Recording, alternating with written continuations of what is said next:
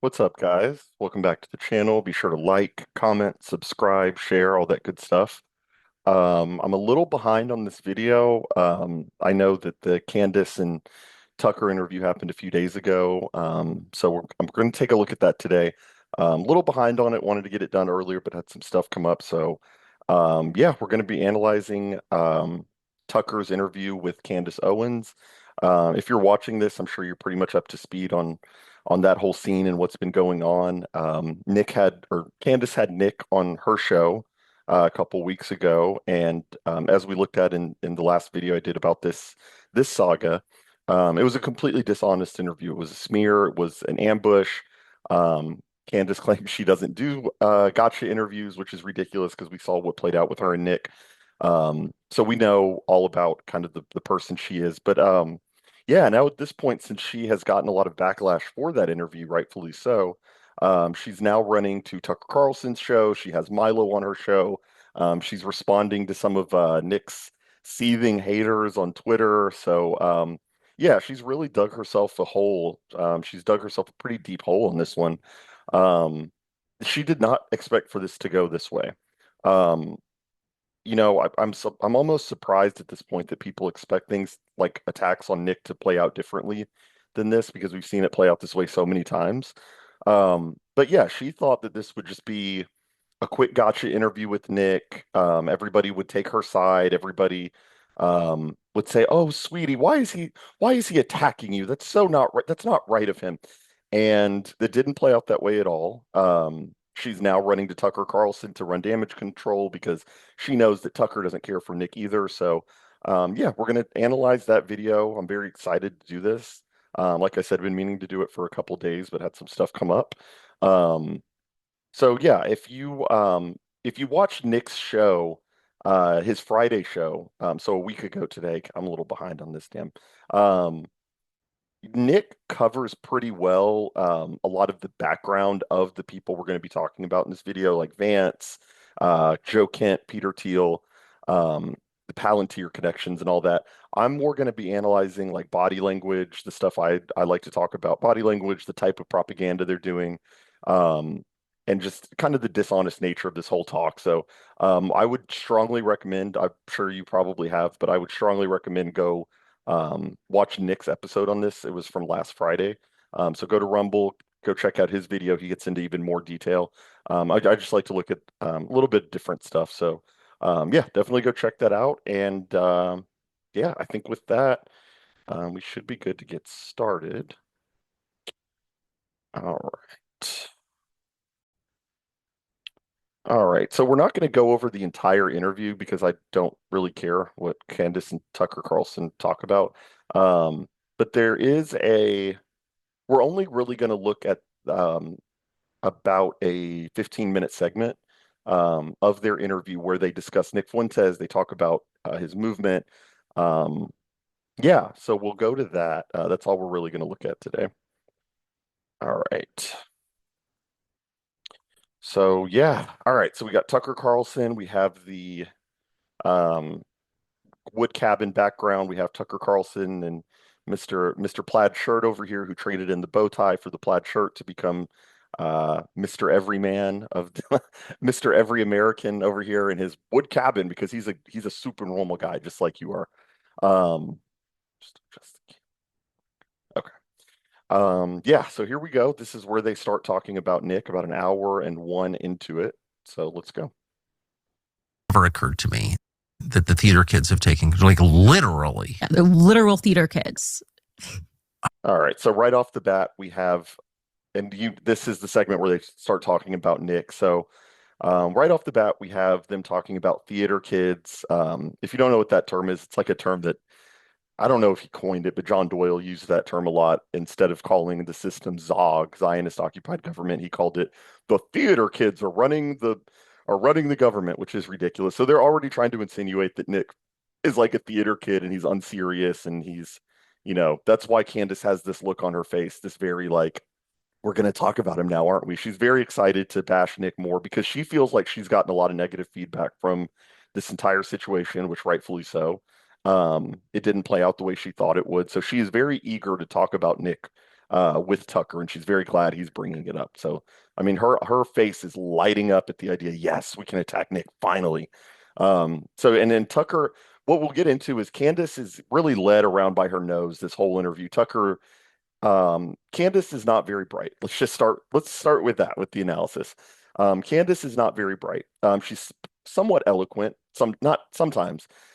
She talks like a teenage girl, actually, when you listen to it, but um, she's not that bright. She's probably 9,500 IQ, maybe a standard deviation above the average African American average IQ, but she's not incredibly bright. Now, Tucker, on the other hand, is bright.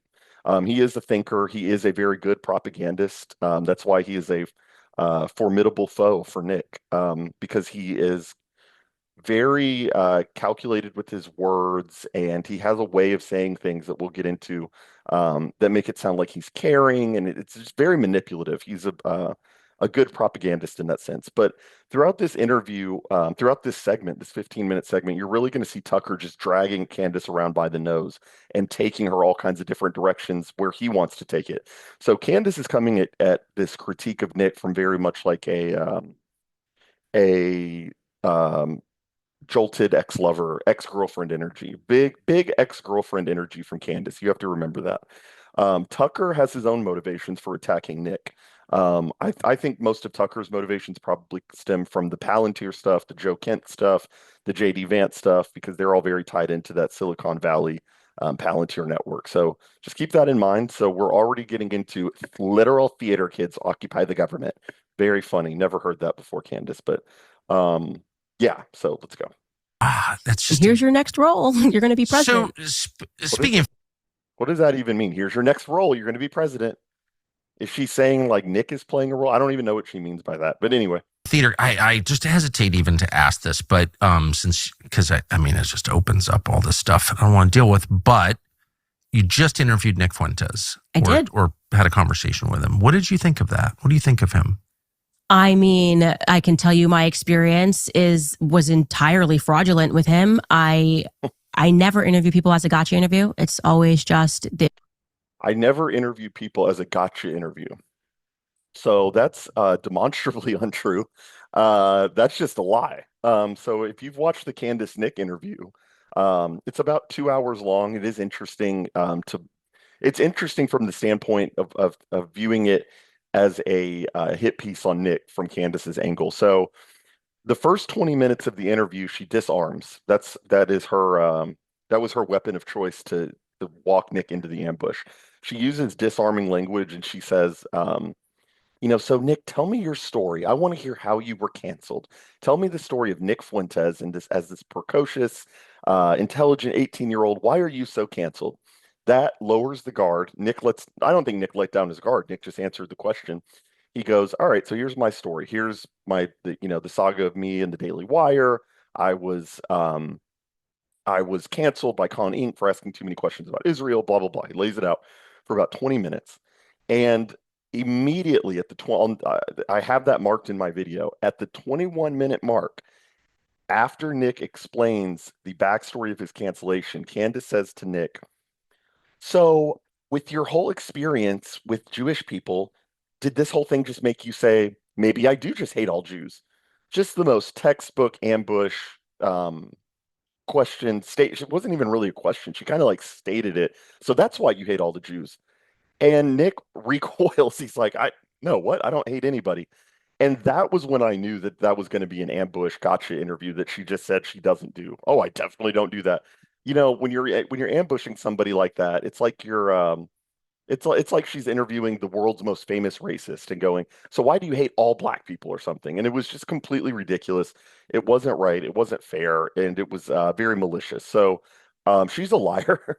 Just to start off, she has this doe-eyed, it was a completely fraudulent experience, and I don't know what happened. I don't do gotcha. You literally did a gotcha interview with Nick, and we all saw it. So, she jumps from why do you do hate all Jews? She jumps from that to, attacking his claims on race and saying, well, if you think race is real, then why are you here with a black woman interviewing with her? And it's like, okay, you're ridiculous. And then she moves on to attacking his marital status, his single status, and calling him selfish for not getting married that's another just easy one to try to chop down Nick with. And just because he's 26 or 27, not focused on getting girls like every red-blooded man is, you're insinuating that he's irresponsible or something like that. So the whole thing was a gotcha interview, and she's just blatantly lying about it. Vigilant with him. I never interview people as a gotcha interview. It's Yes, you do. always just that he was making the rounds. He's been around for a while, and kind of his story, when I learned it, because he was banned from everywhere, so I didn't actually know what the backstory was with Nick Fuentes, but then I learned it when he was allowed back on X, and Jeremy Boring, who was then the CEO of Daily Wire, did this X live with him.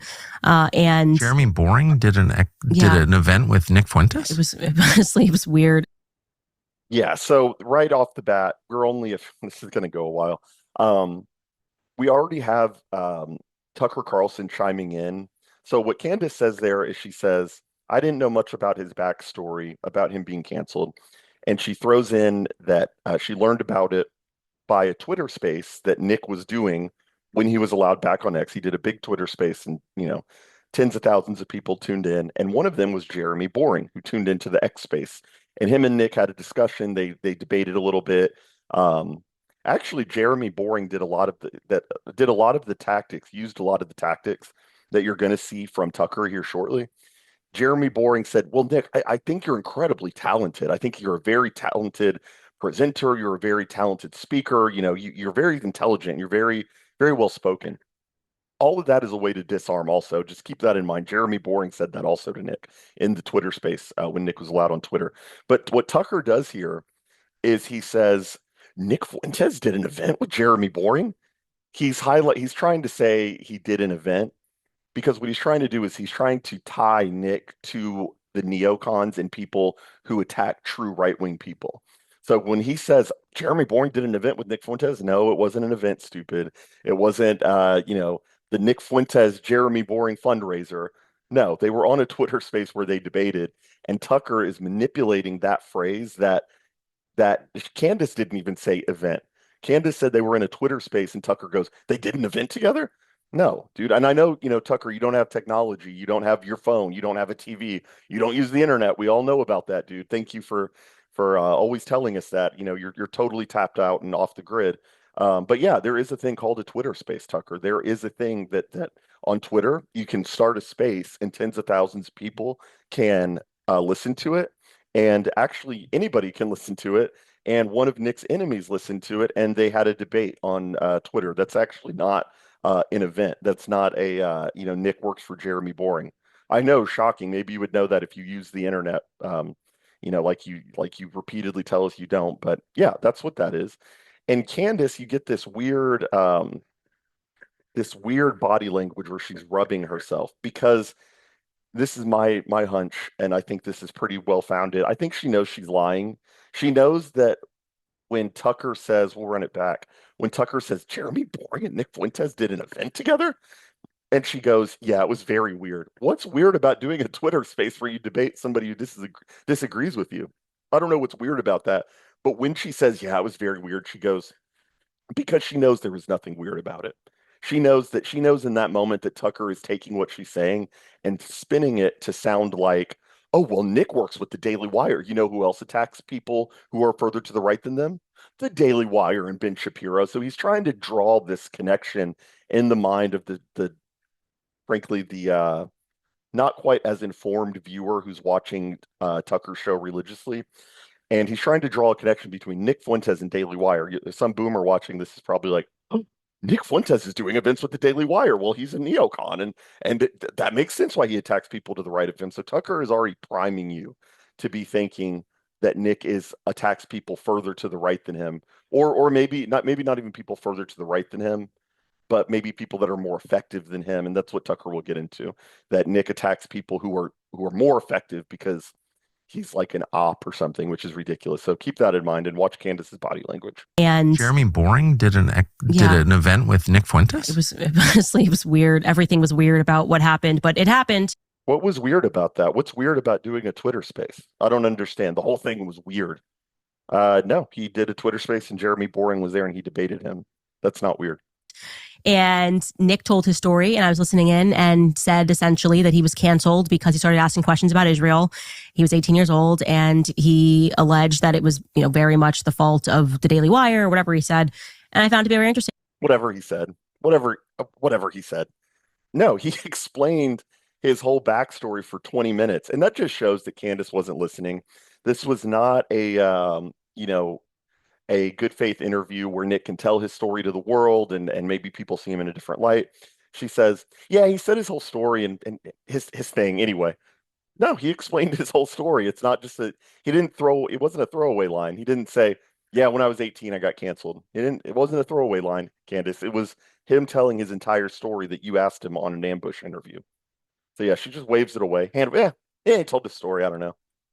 He alleged that it was, very much the fault of the Daily Wire or whatever he said. And I found it to be very interesting. And I was like, oh, I actually didn't know this was the backstory. Maybe this really is a person who had, just ahead of everybody else, was questioning Israel and had like a bad hand given to him. He objectively was ahead of everyone else. He's been criticizing Israel and the Jewish lobby since 2017, well before Tucker got on this train, well before Candace got on this train, well before a lot of these people on the right that want to tiptoe and kind of criticize Israel, like Charlie Kirk, and say, well, it's just the foreign aid, but we love Israel though, right, guys? Yeah, Nick was on this train even back in 2019 in Groiper War One, when Nick's supporters were asking Charlie Kirk about the USS Liberty, about foreign aid to Israel.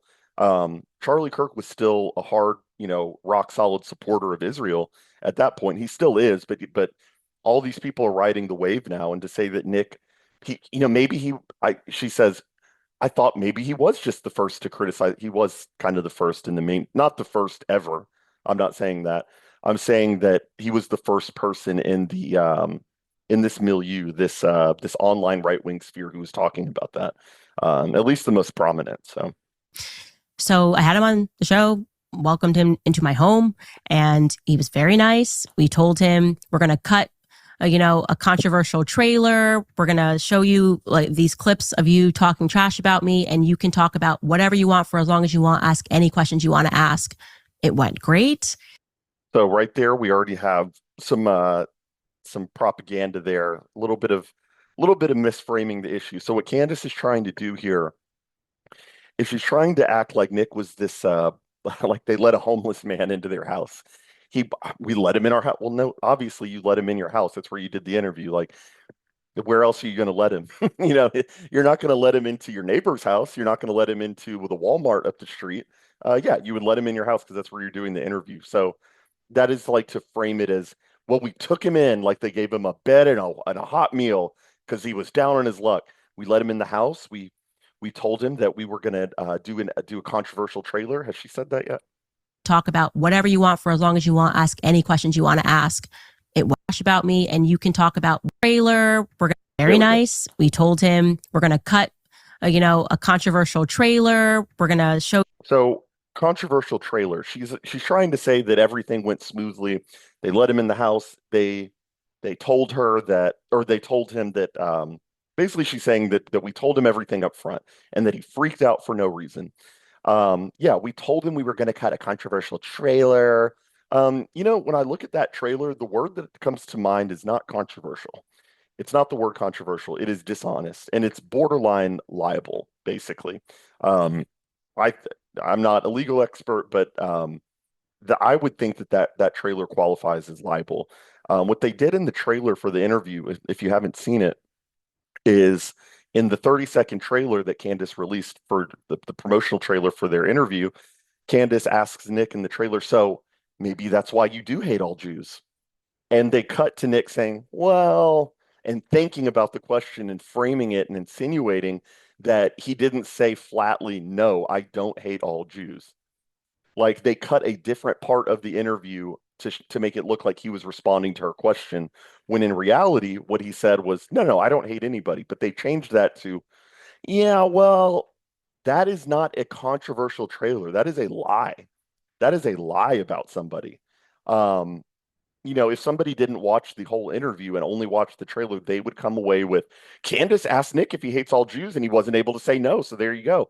I could see somebody saying that, actually. So this goes a little bit beyond just an edgy trailer. And she also says that they told them that there were certain clips that they would be pulling up on her show. I doubt that very seriously. The way that she pulled the clips in the interview, we could pull, it's fine. Everybody watching this has probably seen the interview.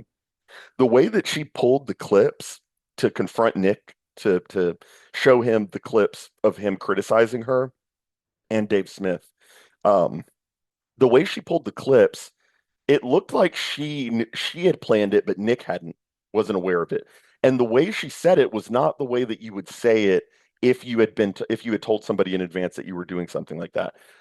What she said when she pulled the clips was, "Hey, to my producer, do we have that clip available? Yeah, pull that clip up." And the way that Nick was responding was the response of somebody who was not aware of this. The way Nick was using laughter to defer the situation, or not defer, to diffuse the situation and go, "Yeah, real. I did say that. Yep, that is not somebody who was informed about the clips." Um, and also, if there was foreknowledge of this, then why would you have to say to your producer, do we have that clip? Yeah, yeah. If we have that clip, pull that up. That's not like a planned thing. So I call BS on that. I don't think there's any way that she told Nick about the clips. But even so, even if that were 100% true, the trailer thing is enough evidence that it was a hit job and an ambush.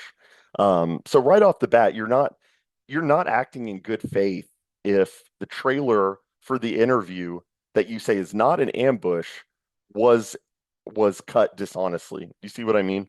Um, so yeah, already from the start, we have her framing Nick as a sad dog that we let him into our house. Yeah, obviously you let him into your house. It's where you do interviews. Um, so yeah, we're already trying to paint Candace as we let him into the house. We did a good interview. Everything was normal. No, you lied about the interview and you probably didn't tell him about the clips. You like these clips of you talking trash about me, and you can talk about whatever you want for as long as you want, ask any questions you want to ask. It went great. He left. He said, thanks. We can now be friends. And I am not kidding. We published this 11 days later, and I don't even know how he just starts screaming, calling me an effing bitch who set him up. We didn't edit a single thing. Those 11 days, like 2 weeks before we even published the interview, we told him if there's anything that he wanted us to insert. Like, nobody does that if you go on their show. So yeah, now we have her saying that so she's trying to frame him as like an emotional, immature person. And that's a common thread throughout this whole thing, between her interview with Nick and this interview, is they really try to get the label of like he's like an immature child thing to stick. That's what they're going for. What's funny is they've been doing that shtick for years now. It could work.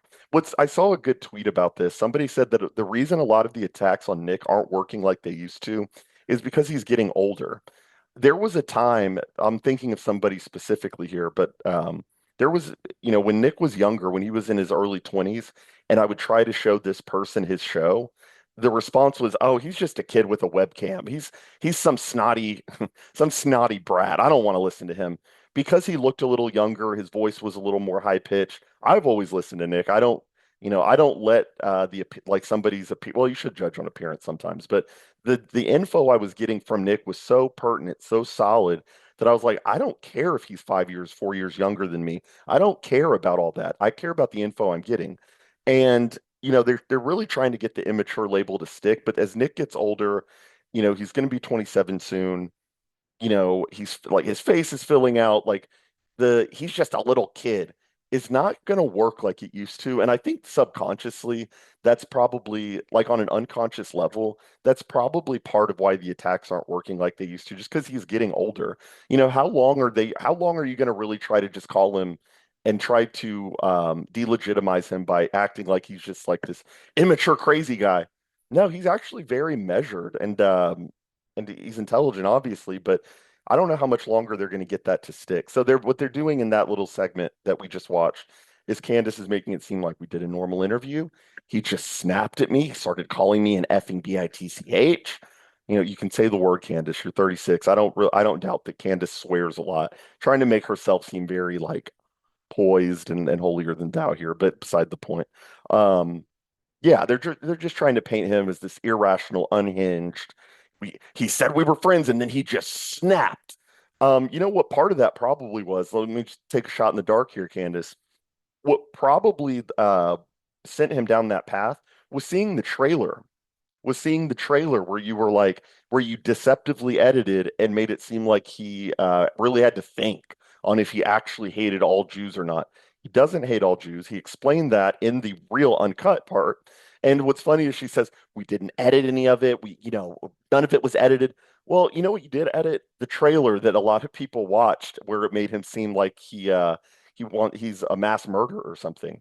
So yeah, we didn't edit anything except for the trailer that we deceptively edited and made him seem like an evil person. So, that might have made just a hunch here. Um, that might have been the reason why that he had an inclination that this wasn't a good faith interview. Maybe that was part of it, Candace.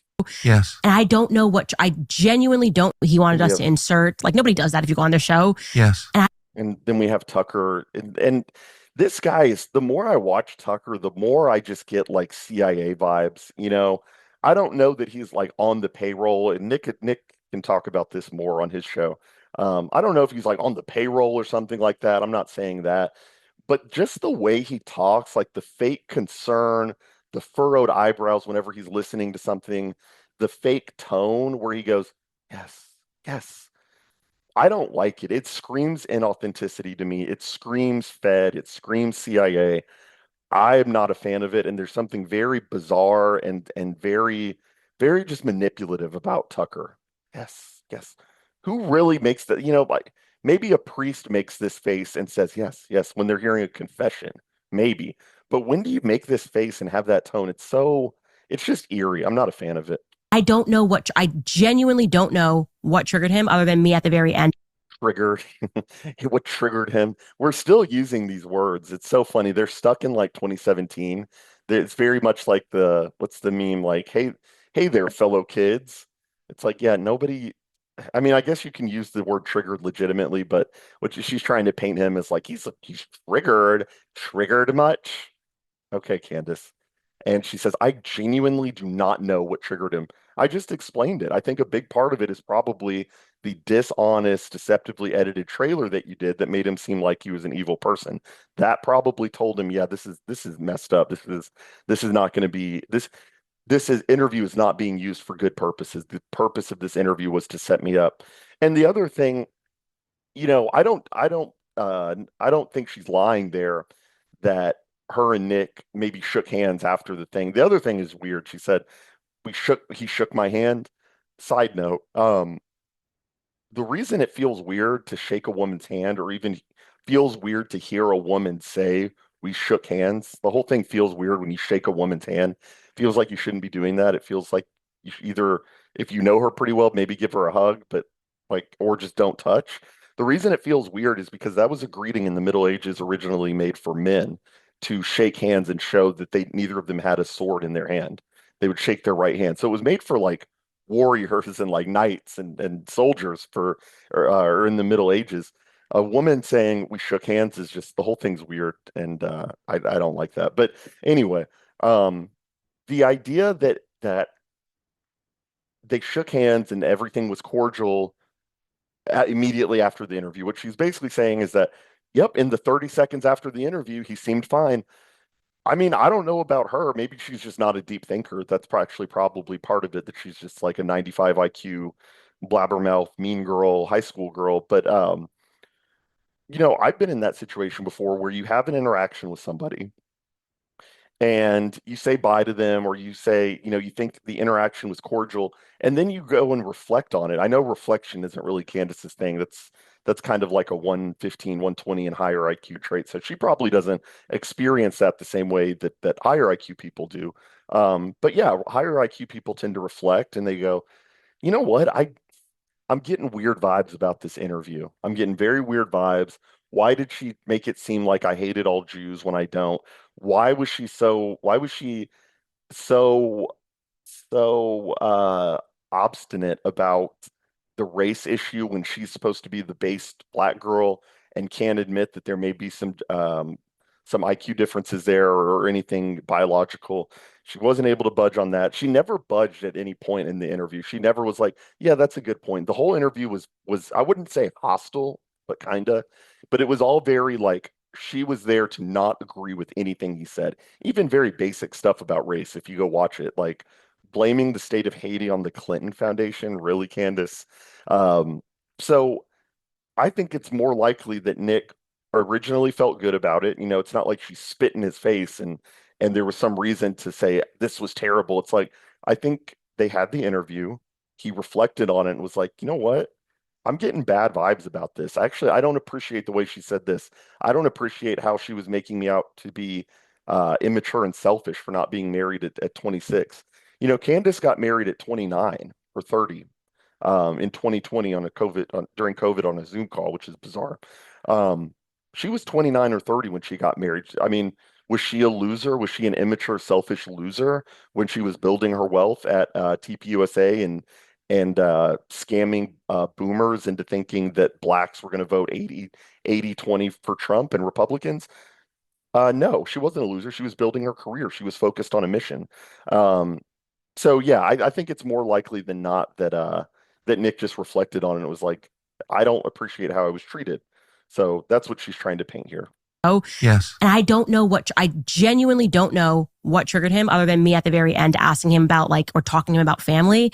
And it was just the rage that was coming out of him was just weird. And I don't know why he did that. I don't know why he did a 180. You had access to me. You could have said anything after you, even if he had said in good faith, I thought I sounded a little weird here. Could you cut it out? We probably would have cut it out because I just don't want people to ever not have a good experience. I understand. So we have her saying so what she's trying to do is just make it like a universally accepted thing that Nick sounded weird in the part about family and marriage and relationships. So she's trying to paint it as all he had to do was admit that he sounded weird there and we would have cut it out.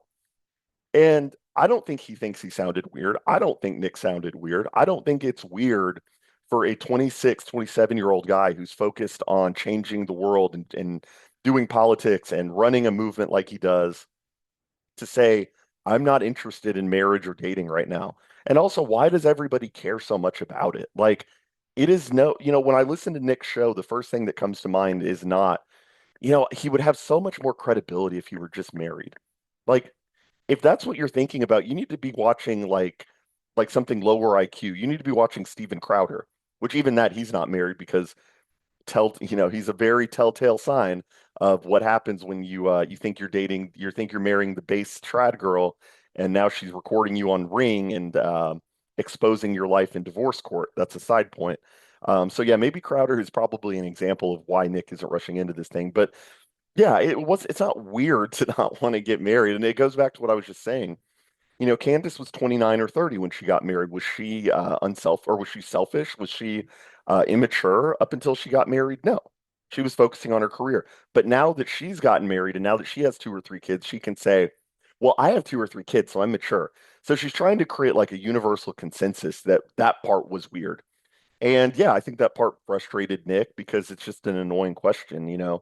Um, and yeah, so she's saying that part was weird. There was nothing weird about that. And she's trying to make it, she's trying to do, like I said, a universal consensus that was very weird of him. And it wasn't.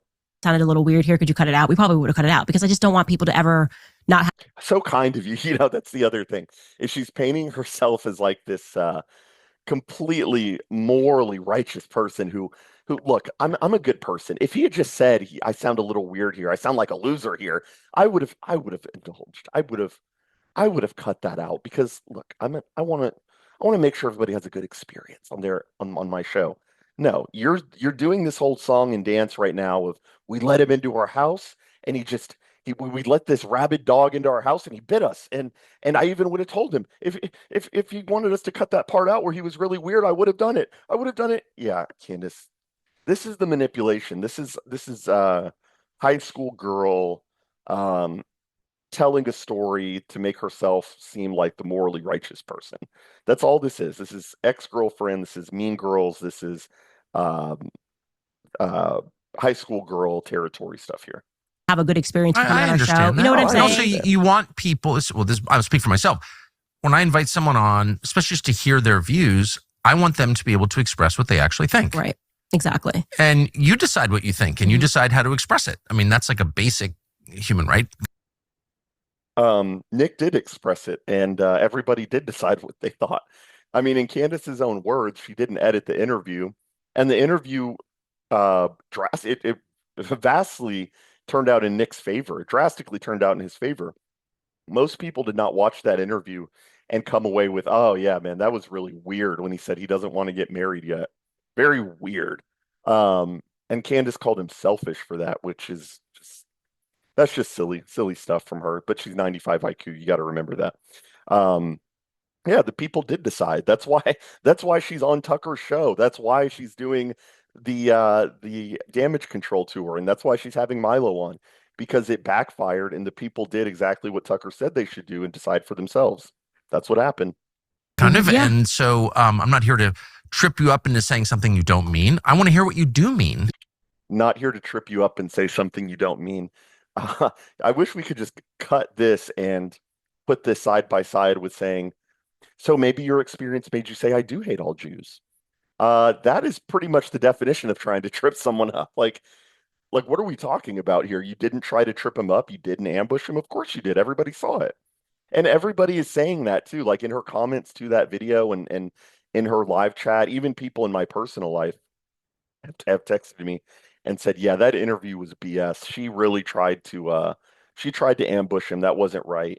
So yeah, everybody sees that. It's, you know, yeah. And so I'm not here to trip you up into saying something you don't mean. I want to hear what you do mean. Yeah, Oh, wow. exactly. So- and he told a story. He did all of that. And apparently then, and I don't know if it was driven by insecurity. He didn't know how his followers would take the interview, but he just did a complete 180, lied to his audience, pretended that he was surprised it was behind a paywall. We spoke about him and how we were going to release it. He said, great. I mean, it's a total 180 flip. So I can now say, So hold on, what did she say there? There was an important part. lied to his audience. His followers would take, apparently then, and I don't know if it was driven by insecurity. He didn't know how his followers would take the interview. So yeah, now we have the insecurity part. And again, it's all this language to paint him as like a child and immature and insecure. That's going to lead into another insult that another drive-by that Tucker does. Yeah, it's not insecurity. And the like painting the interview as like which she's again, like she's trying to paint this as a universal consensus that everybody knows it looked bad for him. I don't see that. I don't think most people see that. I think most people watched the interview and said, one, Nick did a good job. Two, Candace is an idiot. And three, it's like great if he doesn't want to get married. That has no bearing on the legitimacy of what he's saying, the weight of what he's saying. So yeah, I mean, his viewers did see the whole interview, and they said it was good. So I don't know. Like, I don't even understand what she means. Was it driven by insecurity? Was he afraid what his viewers would think about the interview? His viewers saw the whole interview and they said, this is good. This is solid. Candace tried to ambush you. But again, you have to realize that I don't consciously or unconsciously, I think this is more just like a gossip session for her, because she's a 95 IQ, mean girl, not a mean girl like the movie Mean Girls, high schooler, psycho ex-girlfriend kind of thing. So yeah, that's what she's trying to do consciously or unconsciously is use descriptors that will make the audience view Nick as an insecure, immature little boy. And he's not a little boy. He's a man who has a show, who has a net worth, who has assets, he has resources. Yeah, so they're really trying to get this whole like he's just a scared little boy and we let him into our house and he's a lonely, immature child and we tried to let him in and we tried to cook him a hot meal and like that's what's going on here. But he just did a complete 180, lied to his audience, pretended that he was surprised it was behind a paywall. We spoke about him and how we were going to release it. He said, great. I mean, it's a total 180 flip. So I can now say the paywall thing is just a little, I don't know. I mean, I think that Nick probably thought it would be released on X or Rumble and be behind a paywall. But the paywall thing just strikes me as greedy, to be honest.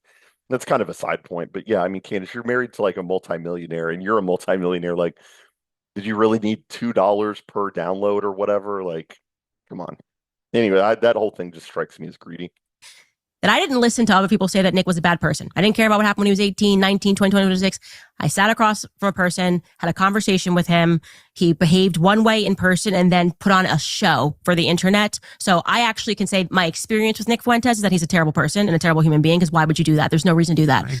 Terrible human and terrible person. Yeah, I mean that's what the purpose of this is to paint him as immature, paint him as a bad guy. You know, I don't think that it's a terrible person move to want to be covered fairly. I don't think it's a terrible person move to be upset that, the trailer for the interview you did was deceptively edited. I think that's righteous indignation. Um, yeah, I mean, I don't know how any of this makes him a terrible person. I guess from her angle, she's saying whether she believes this or not, or if this is all truly just a show to take down Nick. But I mean, I guess she believes that because he um, it, it showed that he was affable and friendly immediately following the interview, and then after reflection realized that it was a hit job. Maybe that's what she's referring to. But none of this shows that he's a bad person. I think he snapped on Candace because he didn't like how the trailer was edited and everything. But that none of these are the marks of a terrible person. It's just ridiculous. Actually can say my experience with Nick Fuentes is that he's a terrible person and a terrible human being, because why would you do that? There's no reason to do that. I agree. You could have come back onto the show. You could have had beginning of us discussing various topics. I think in many ways, whatever happened to him was when he was 18 may have stunted his growth. There we go. There we go. Okay, so first of all, why would I love this? Like, he could have come back. We could have talked more. We could have done it. We could have done a weekly show where I ambush him. Nick, we should do this weekly, where I have you on, and then I berate you and I ask you why you're such an effing loser, and I ask you if you really do hate all non-white people. That sounds like a blast, Candace. Yeah, I don't know why he doesn't want to come back on weekly. It's a mystery to me. I don't know. Very weird. Well, it's because he's a terrible person, and you can just write him off. And then this is important here. This is that's so stupid. But then again, the 95 IQ is showing, and she's like, I don't know why he didn't want to come back once a week to be called an anti-Semite. I don't know. Weird. In many ways, whatever beginning of us discussing various topics, I think in many ways, whatever happened to him was when he was 18 may have stunted his growth. Meaning, look at that. So we have the clasped hands. We have the. I'm sure every guy watching this has seen this HR manager, school marm, feminist thing to young guys, and it's something I've seen my entire life at different levels. But this, I think he's, I think he's like not me, but I think he's ADD. I think he needs to be put on Ritalin. I think he needs Adderall, or he's a little precocious. He's a little chatty. He likes to talk. He likes to debate. This very therapy. She's therapizing him. She's pathologizing him. She's going, and she's trying to make it sound like it's coming from a good place too. That's what you can't ignore here, is that she is sitting there saying, I, you know, I think that when he's lashing out like this and is acting completely immature, I think that it stunted his growth. Again, we have the language, we have the descriptors trying to paint him as irrational, immature, stunted growth. What happened to him at 18? It's not what happened to him at 18. It is what is continuing to happen to this day. And I know Tucker and Candace cannot relate to this because they have been accepted by the system. Do not let it fool you when Candace is saying, "Oh, I'm being attacked because I thought Brigitte Macron is Emmanuel Macron's dad." She is beloved by the system. You do not have a YouTube channel, major YouTube channel. I'm on YouTube, but I'm not major figure yet. You do not have a major channel and speak at TPUSA if you are not beloved by the system. The stuff that is happening to Nick happened past tense and is happening current tense, present tense. It is happening now. He cannot get credit card processing. He does not have access to banking. He was put on the no-fly list. He did have his funds seized. And, people say about that, oh, well, he got his money back. If you had $200,000 in your bank account, and you were getting ready to buy a house, let's say, and you had to pay $200,000 or whatever the down payment would be. Let's say you needed to put down $30,000 for the cost of a house. That's your down payment. And you have $35,000 in your bank account, let's say, and the Fed sees 30,000 of it and said, "Well, we're going to take this from you for a year, but we'll give it back." Would that make you feel any better? No. He is still being attacked by the system, and for Candace just to write it off as this thing that happened when he was 18. Listen how she says it. You could have had, whatever happened to him was when he was of us discussing various topics. I think in many ways, whatever happened to him was when he was 18 may have stunted his growth. Mm. I mean, So the way she's saying it is like what happened to him when he was 18 is like he sprained his ankle. When he when he was 18, he broke his leg and it stunted his growth. He never got taller or something. It is not something that happened to him. One, it was something that was done to him by a group of people. Two, it did not just happen and then it's a one-time thing and canceled and then you wipe your hands off. It is still happening to this day. And what they want to do is they want to minimize it. They want to minimize it and say, well, that was just a one-time thing when you were 18. It's like he was like molested or something. Like, that happened when you were 18, and I'm sorry about that, but it's time to move on. No, it's like it is still currently happening. It is not a small thing to be under the watchful eye of the federal government. It is not a small thing to have somebody show up at your door with a gun, ready to kill you. Actually, that's actually not a passing remark. That is not something you just go, oh, well, that happened when he was 18. No, that happened like a month or two ago. It's so dishonest. It's an attempt to minimize what he's going through. And yeah, there's going to be a lot more of this, but yeah, it's an attempt to minimize, and it's not right. And that phrase is going to keep coming up a lot. I feel like in this analysis, it's not right. It's not right what they are doing, trying to smear Nick as. It's not right what they're doing to his followers. It's not right what's happening to this country because of neoliberals like Tucker. But we'll get into that. And I know he would quibble with that term, but that's what he is. Meaning that he now is responding to the internet, which is filled with people that don't even use their real names. Right? So what a stupid point. What a stupid point. So he is now responding to the internet. That's an attempt to minimize his followers and make it seem like he doesn't have a real following and that it's just internet people, just faceless, nameless people on the internet telling him what to do. And no, he has an audience that loves his content. He has an audience that thinks he's intelligent. I'm in the audience. He has real people with real names who send him money. And I know they can't fathom that, but no, these are real people. And you know why they don't use their names and faces? Because their lives will get ruined. Look what just happened to Pine Sap. Look what just happened to Basil. Yeah, if you use your real face, you know what's going to happen. People are going to come for your job. They're going to come for your family. Nick uses his real face and name, and they showed up to his house with a gun.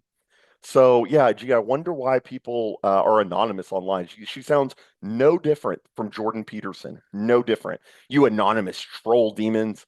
Yeah, dude, because you ruin people's lives. I wonder why people would be anonymous. And they're yucking it up, and Tucker thinks it's so funny. What a funny, quirky laugh you have, Tucker. You're so funny. To the internet, which is filled with people that don't even use their real names. Right? So really, truly, the irony of it all is you could just be like the IDF soldiers, just pretending to be his supporters and just getting him to say whatever you want because he's going to do whatever you say. What does that even mean? What does that even mean? She thinks that this is such a good point. And again, I'm just gonna keep hammering this. The 95 IQ keeps coming out. What does that even mean that the IDF soldiers are typing away, telling Nick what to say? Do you think the IDF are big Nick Fuentes fans? You think Bibi Netanyahu is a big Nick Fuentes guy? You think he's tuning into the stream? You think he's like, I agree with what he said about Israel there. So the IDF, you're insinuating that the IDF is telling Nick what to say so he can be labeled an anti-Semite? Like, it's just stupid. And she thinks she's so freaking, because what happened here is that Tucker laughed at her joke and she views Tucker, she has a lot of respect for Tucker. And she like got excited and stimulated that Tucker laughed at her joke. She has the extended arms. The look how like she's opening up. Look how funny this is. Isn't this funny? names, right? So really, truly, the irony of it all is you could just be like the IDF soldiers, just pretending to be his. Oh, isn't that so funny? I love when women try comedy. Like, isn't that funny? Oh, isn't she so funny? She said the IDF telling him what to say and pretending to type on a computer. Women are so funny. Yeah, not beating the terrible comedian allegations, but she got excited that Tucker laughed at her joke, and now her eyes are all wide open, and she's like, yes, yes, Tucker laughed at my joke. Reporters just getting him to say whatever you want because he's going to do whatever you say. But it was strange. It was totally strange. It made no sense. And Does I just he went, have a family or a normal life? I asked him about that. He said, yeah, it comes from a 2-parent household. That's what he told me. No. Does he have his own family? Does he? No, he's not married. And I just offered to him, I was like, yeah, no, I think these are things that you learn when you're married. And he just was vicious about it. And, about. Yeah, I mean, she did bring up the family, and I really don't like that angle from people like Tucker, because I know people like that who are like, well, if you don't have a family, then I can't listen to what you say. I have a family. I'm married and I have a 3-month-old. But it would never disqualify. Now if Nick were trying to give marriage advice, then you could maybe, if the sole purpose of his content was to tell guys the best move while they're married, and wasn't speaking to young guys primarily, then maybe you could make that point. But I don't like the idea that, and I like how Tucker says, does he have a family of his own? It's like, why would that disqualify him from talking about the Israel lobby or about geopolitics or about race? That's ridiculous. And I hear that tone a lot, and it's just silly. And Candace says, I asked him about that, and and again, here we go, and this is a very female tactic, is to play like just go limp and go, I tried. I tried to, I just offered him some advice for being married, and he just snapped. It's like, no, you called him selfish for not being married. And it is like an annoying attack because, like I just said, that has no bearing on the info that he's transmitting. If he does not have a family, what does that have any bearing about? I was watching a show from last night, incredible analysis of the Russia Ukraine situation, incredible analysis on the tariffs on India. Um, why would I listen to that and say, but does he have a family of his own? Why do you care? And it also goes back to the question, was Candace not credible? Did she lose credibility in the 31 years of her life that she lived before she got married, or 30? No, she wouldn't have said that. But when she was up on stage giving talks to stupid boomers about the black people are going to be based this time, I promise. Now give me money. Did any of the boomers stand up and say, wait, hold on a minute? Do you have kids though? It's like, no, the thing you were saying had nothing to do with having kids. And yeah, I mean, what she was saying was stupid, but you get my point. It had nothing to do with her having kids. So it's funny how that only applies to Nick. Um, or Charlie Kirk even, Charlie Kirk didn't get married until he was 29 or 30 also. Was he not supposed to be running TPUSA because he didn't have a wife and a family? No. They only apply this to Nick. I was like, yeah, no, I think these are things that you learn when you're married. And he just was vicious about it. And, about women what? don't tell me what to do or whatever it was. And it was very performative. Like I said the exact same thing to Andrew Tate months earlier. I had him and I said, you should get married. Here's why. Like, it's kind of funny how watch her face when she says Andrew Tate. Her face lights up. She has a little crush on Andrew Tate. I said the exact same thing to Andrew Tate months earlier. I had him and I said, you should get married. Here's why. And of course, Andrew Tate did not react like that. He told me what his hangups were about marriage. It was just a part of two people communicating on a show. But for whatever reason, like he saw this as like an attack. An attack. It was an attack. It was a ploy to make him seem young, immature. You called him selfish for not having a family. Now, Andrew Tate is different. I'm not going to attack him or anything. I don't agree. Because I'm Catholic. I don't agree with what he has to say about monogamy. I don't agree with what he says about having multiple wives. Yeah, I mean, Andrew Tate can say whatever he wants in response to those questions. That's great. Yeah, I mean, I don't know why they responded differently. But yeah, Nick is entitled to not appreciate how he was treated. And she says that Tucker asked, what did he say? He said, what was he On a angry about? show, of course, Andrew Tate did not react like Andrew Tate do or whatever it was vicious about it. And, About women what? don't tell me what to do or whatever it was. Whatever it was. And yeah, he did have a rant on his show about women. And because here's the thing, she may try to frame it as he just randomly said women shouldn't tell him what to do. That's what she's trying to do. She's trying to make it seem like his response, like she's trying to make it seem like he was like drunk responding or something, like his response made no sense and it wasn't tied to reality and had nothing to do with what they were talking about. And it did have something to do with what they were talking about. She says, it was something about women don't tell me. Yeah, Candace, you were sitting across from him telling him that he's not living a life up to your standards because he's not married at the age of 26. Um, you are telling him what to do. And for this whole feminist routine that she has, this whole make him a sandwich, you're coming off as awfully school marmy. You are coming off as awfully HR. You are coming off like the classic typical men just need to grow up. That is the vibe that we are getting from Candace. And the audacity to call herself like this anti-feminist, I make him a sandwich thing. It's dishonest and it's not a representation of who she really is. Because yeah, Nick did say on his show, women don't tell me what to do. Yeah, you were telling him what to do, and he said, I don't let women tell me what to do. It was a completely logical, the statement, the response that he gave followed what response was that you gave him. It made sense. It was logical. He didn't just get on a show and say, hey guys, women don't tell me what to do. No, it was because you were trying to tell him what to do. That's insane. But again, you have to see how they're trying to frame Nick. Now we can add in he's just randomly hateful to women. It's I don't even know what I said that applied to that. No, try to tell him what to do. He said women do not tell me what to do. Real.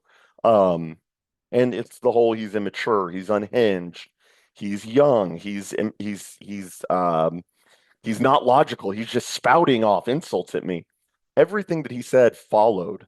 It was logical. It made sense as in regards to what you said to him. So it's not this unhinged thing. It was logical. And it's that part of two people communicating on a show. But for whatever reason, like he saw this as like an attack, even though. Interesting. Yeah, it was weird. It was That's totally a weird. tender spot. Well, okay. Has it occurred? Even though. Interesting. Listen to this. So Candace explains. So this is kind of where you start to get, I think at this point it really flips to Tucker grabs her by the nose at this point and drags her along the interview. And it starts with that. So Candace tells her story about Nick, and you realize that Tucker brought that up for a reason. I don't know if before the show, Candace was like, can we please talk about Nick? But Tucker brought this up for a reason. Him and Candace have very different motivations for their attacks on Nick. Candace's motivations are that of a 95 IQ high school black girl. Tucker's motivations, and I will give the devil his due, maybe literally in this case. I will give the devil his due and say that Tucker is a better propagandist. He is smarter. He does have a way with his words that bring people to him. That he has a very disarming demeanor. I'm just a normal guy, just a normal guy living in my cabin. I like normal things, and this is just something I'm thinking as a normal man. He has that whole approach. It's very disarming to people who don't know about propaganda and don't know his backstory and what they're watching. But this tone right here screams CIA to me. This tone of this concerned, what this tone, and I'll play what I'm talking about in a sec, but this tone where he says, wow, that's a sore spot for him. That reminds me of like a detective interviewing, like this genre on TikTok that I've been recommended, like you know, man murders his wife. Detectives ask him question. Guy doesn't know, he's already been caught. And the detectives kind of sit there and they riff with them for a little bit and they go, wow, okay, so yeah, that's very interesting. So wow, okay, so that's a little bit of a tender spot for you. It's kind of feminine, but it does remind me of like interrogation tactics. So listen how he says it. Whatever reason, like he saw this as like an attack, even though. Interesting. Yeah, it was weird. It was That's totally a weird. tender spot. Well, interesting. That's a tender spot. It's like he's making a mental note because I do think that Tucker is learning a lot about Nick right now. I think I do believe Tucker that he doesn't know Nick's whole story. I think he's probably watched the show. He probably watches the clips. Um, yeah, I think he does do that stuff. I don't think he's like an avid Nick watcher, but I think he is learning new info about Nick in real time. And for his reflex to be like, "Wow, that's a tender spot," it's like he's saving it for later. He's like, "Oh, that's a little tick. I'm going to tick that box, and if I need to pull something out later and insult him for it, I'll pull that one. I'm saving that info." Very CIA detective vibes here, so just something to keep in mind. Okay, has it occurred to you that And now we move to the Tucker portion of the interview. So now Tucker is going to take the reins, and he's going to start talking about things that are beyond Candace, that are outside of Candace's wheelhouse. Yeah, it was weird. It was totally weird. Tender spot? Well, okay, has it occurred to you that, and I just want to say, I haven't watched a lot of Nick Fuentes in my life at all. But what I've seen, the guy's very talented. Like, just as a well, let me just say this, very talented. Watch Candace's face when Tucker says he is very talented. And this is all dishonest. This shows the level of the propaganda. It even fooled me, not going to lie. When I first watched this interview, I said, "Oh, wow, maybe Tucker will be," and stupid me, right? I'll take the beating here. Stupid me. I thought that maybe Tucker does want to not extend the olive branch. I never thought that, but maybe Tucker will be somewhat charitable to Nick. Maybe he'll be a little complimentary, and maybe he'll say, the stuff he talks about, he's not totally wrong. I don't like the way he says it, but he does appeal to a younger audience. And I mean, and he could have leaned into I don't know the internet. I'm not a young guy anymore. That would have been fair. That would have been charitable. That would have been the charitable thing to do. Um, but he doesn't do that. And he leads in with this. He's very intelligent. Candace was surprised too. Watch her face when he says he's very intelligent. She's taking in the info and she goes, "I mean, yeah, but do we want to compliment him?" Watch. Like, just as a but what I've seen, the guy's very talented. Like, just as a She's like getting shot in the face. She's like, yeah, I guess so. Well, let me just say this, as someone who's talked to cameras his whole life, it is very hard to sit and just like riff for 20 minutes. And I think it's an amazing skill, and he has that skill. But so it's like the way that Tucker frames a lot of the critiques of Nick, or it's not even, these aren't even really critiques. He just lies about him here shortly. But he does it like a sandwich. He does compliment, insult, compliment. And that whole thing, that little 20 seconds right there, was purely to disarm the audience. That's what I was talking about at the beginning with Jeremy Boring. One of the first things he said to Nick on the Twitter space was, "Well, Nick, let me just start off by saying I think you're incredibly talented. I think you're a great speaker. You're very intelligent. This is what they do." And I'm not saying Jeremy Boring is CIA or anything. I'm just saying that these people are expert level propagandists, is what I'm saying. Candace is not. Candace is a 95 IQ black chick. She can kick rocks. She's not as smart as she thinks she is, or not as smart as these boomers think she is, and how smart she thinks she is. Tucker, Jeremy Boring, Ben Shapiro, these people are better propagandists. And that's what Tucker's doing here. He's disarming the dumb audience and saying, so the dumb audience can come away with, well, Tucker wasn't unfair to Nick. He did say he was well spoken. He was fair to him. He did admit he's intelligent. And I shirk a little bit when people it reminds me of like when people ask me like, "Oh, do you watch Nick Fuentes?" And I'm like, "Yeah." And people are like, "He's so funny, man. He's so funny. He's a crazy guy. He's funny. He is funny. I'll give him that." I actually think that that's kind of a dig, actually. He is funny, objectively, but he's not just funny, he's correct. He is right about what he's talking about. The funny, the intelligent, the great speaker thing, all that is meant to disarm. That is meant to take away his credibility. It's a weird backhand compliment. It's a way to say, well, I mean, I listen to what he says, and he is a good speaker. And Tucker literally does this. He says, and I think it's an amazing skill, and he has that skill. But I also have noticed that his targets are all people who are sincere, non-crazy, non-hateful opponents of neocon politics. Right. And watch how his face transforms here. This is like cathartic for him. It's like he's carrying like a heavy bag on his shoulders, and then and then he drops the bag, and his face goes, ah. He wanted to do this. This is what tells me that regardless of who brought up, are we going to talk about Nick or not? Tucker is ready to, because he has probably had Nick in his crosshairs for a while, but there's never been a reason to mention him by name. And I think also mentioning him by name lends him credibility. Um, it's much easier to say, these crazy guys on the internet with frog emojis or whatever he's passively said about Nick. It's easier to do that, and it doesn't lend him credibility, but this does, and I think this was a risk that Tucker was willing to take. It just backfired.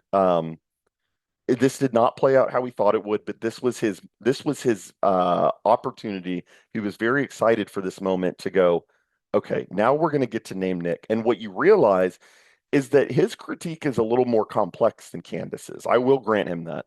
Candace's critique, like, it's kind of funny comparing the IQ level, the IQ threshold of propaganda here. Candace's critique was basically like, he's crazy and he was mean to me. And he went home and he started cussing, and he said women don't tell him what to do, all this stuff. Tucker's critique is, well, have you noticed that he only criticizes neocons? Now, that's not true. And or not he only criticizes neocons. He only criticizes people who are critical of neocons. That's not true. And the reason Nick does attack them is it makes sense. Like, I don't know how much we'll get into that, because Nick, like I said, covered that on his show last Friday about the people like Vance, like Joe Kent, like Tucker. But yeah, Tucker does have a little bit more of a complex critique. And what he's trying to do is paint Nick as outside of the realm of acceptable conversation. So the descriptors even you can even compare like the descriptors that they use. Candace is going with like, he's just like a little boy. He's just like immature and unhinged. Tucker's critique is that his targets are all people who are sincere, non-crazy, non-hateful opponents of neocon politics. look how relaxed his face is there. He's like, yes. And yeah, I mean, the descriptors Tucker is using there, non-hateful, non-crazy, all of that is to paint Nick as outside of the realm of outside the threshold of acceptable discourse. So Candace's MO here was to paint him as immature, a child. Tucker is saying, here are the people that I am saying are acceptable people to listen to. You can listen to me. And he'll get to the names in a second. But yeah, he's setting up a list of people that are acceptable to listen to, and then way out there we have Nick Fuentes, and he is not in the club. He is not in the range of acceptable discourse. Right. So you have to kind of wonder about that. So Nick Fuentes is like, oh, I don't like the neocons, but then his targets are JD Vance, Joe Kent. He got involved in Joe Kent's campaign with a super. Oh yes. You, me, and it's like, so now he's naming the people that are acceptable to listen to. Nick is critical of Candace, Tucker, Joe Kent, JD Vance, and we are the people that are real critics, and we're not crazy and we're not hateful. And it doesn't sound much different than the left when they call anyone on the right hateful. They call Tucker Carlson hateful. So you know, forgive me if I feel like I've seen this movie before. When Tucker says we are non-hateful, it's like, who are you appealing to, dude? They call you hateful, but it's not sincere. It's not, and that's the irony. Is he says people who are sincere. Tucker's the opposite of sincere. He is the exact opposite of sincere. When I think insincere, I think Tucker Carlson. I think of his stupid laugh. I think of him saying, I don't have a phone. I don't use the internet. I don't even watch TV. I'm just an everyday guy. Yeah, dude, not everyday guys don't have a dad in the CIA. Everyday guys don't get their career started by neocons. Everyday guys don't write at the Weekly Standard and shill for the Iraq War. Yeah, I'm sorry if I'm not buying the everyday guy shtick from you. It's so stupid and it's so dishonest. But yeah, I mean, just as kind of a primer on this, because like I said, Nick talked about this Friday. Who does he list off? He lists off JD Vance, who is a critique. He critiques the neocons.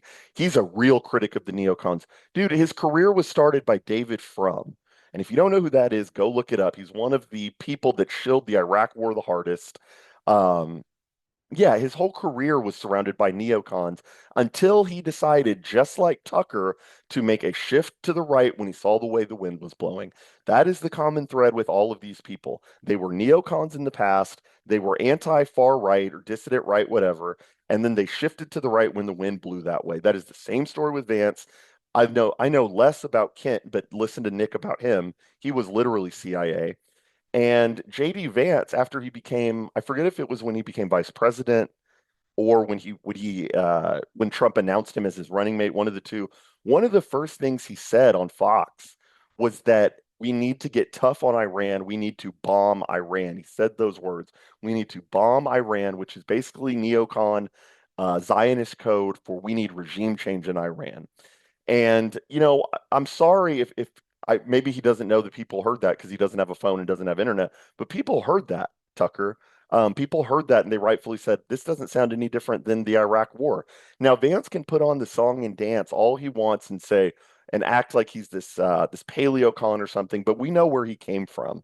And I think Tucker, maybe you do need to get a phone. Maybe you do need to get on the internet. I know you say you don't, but maybe you need to because a lot of people are realizing that. A lot of people are realizing that Vance is in the pocket of Palantir. Vance is in the pocket of Peter Thiel.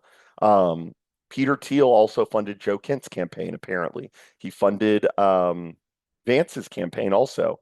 All these people are running in the same circles. So forgive us peasants down here if we're noticing that. But yeah, Tucker is naming off the acceptable dissident voices that you can listen to. You can listen to Vance, you can listen to Kent, you can listen to Tucker and Candace, but don't listen to that guy over there because he's crazy and hateful. And it sounds just like the left calling anybody to the right of George W. Bush hateful. It's ridiculous. What is that? Dave Smith. Dave And I asked him Smith? about that because that's She's so hung up on Dave Smith. If you watch my last video, Nick and Candace literally spend um like 4 different times. I think she mentions this later. She asks like 4 different ways, why don't you like Dave Smith? Why are you criticizing Dave Smith? And to be fair to Dave Smith, I have watched his content. He genuinely seems like a good guy. I'm not trying to fall into Candace Tucker world of saying he's a sweetie, but he does seem like a good guy and he seems like he can hold his own. He doesn't come off nearly as butthurt, as salty at Nick for being a little critical of him. He seems like he can roll with it. Candace and Tucker are the ones who really are like, I cannot believe he insulted Dave. And yeah, there are legitimate critiques of Dave Smith. He called Israel a satellite of the United States rather than what it really is, which is the opposite. He represents being able to criticize the Zionists, being able to criticize the Likud party, being able to criticize Netanyahu, but not stepping out of line at all. He talks about how he's Jewish, so he talks about how his family um, was some of them were killed in the Holocaust. He still carries that moral weight around, that moral hammer of like, but the Holocaust kind of thing.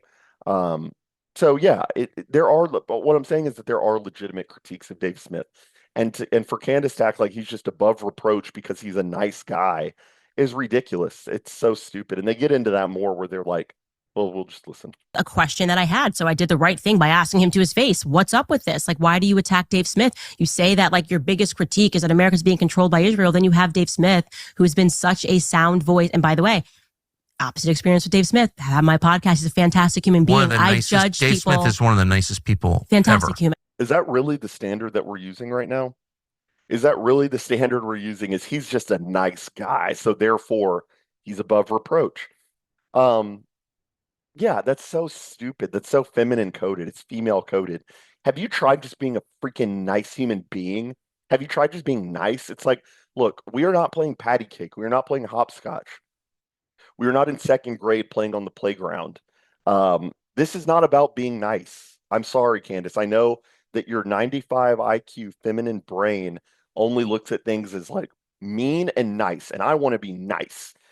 that's very feminine, and I'm surprised Tucker, well, I'm not surprised. Tucker goes along with it and says he's genuinely one of the nicest, sweetie. He's a total sweetie pie. How could you ever criticize him? Like I just said, there are legitimate critiques of Dave Smith, and just saying he's a nice guy that actually doesn't answer the question. Uh, that's not a real defense. That's not an argument, to borrow a line from Stefan Molyneux. Yes. And so I judge people according to my experiences with them. And so Nick is being judged according to my experience with him. And but like, what is this? I don't And get where it. I does the don't funding understand come it. from? I probably shouldn't even say this, but the only reason I know who he is. So that's so weird. Tucker just he brings that up out of nowhere.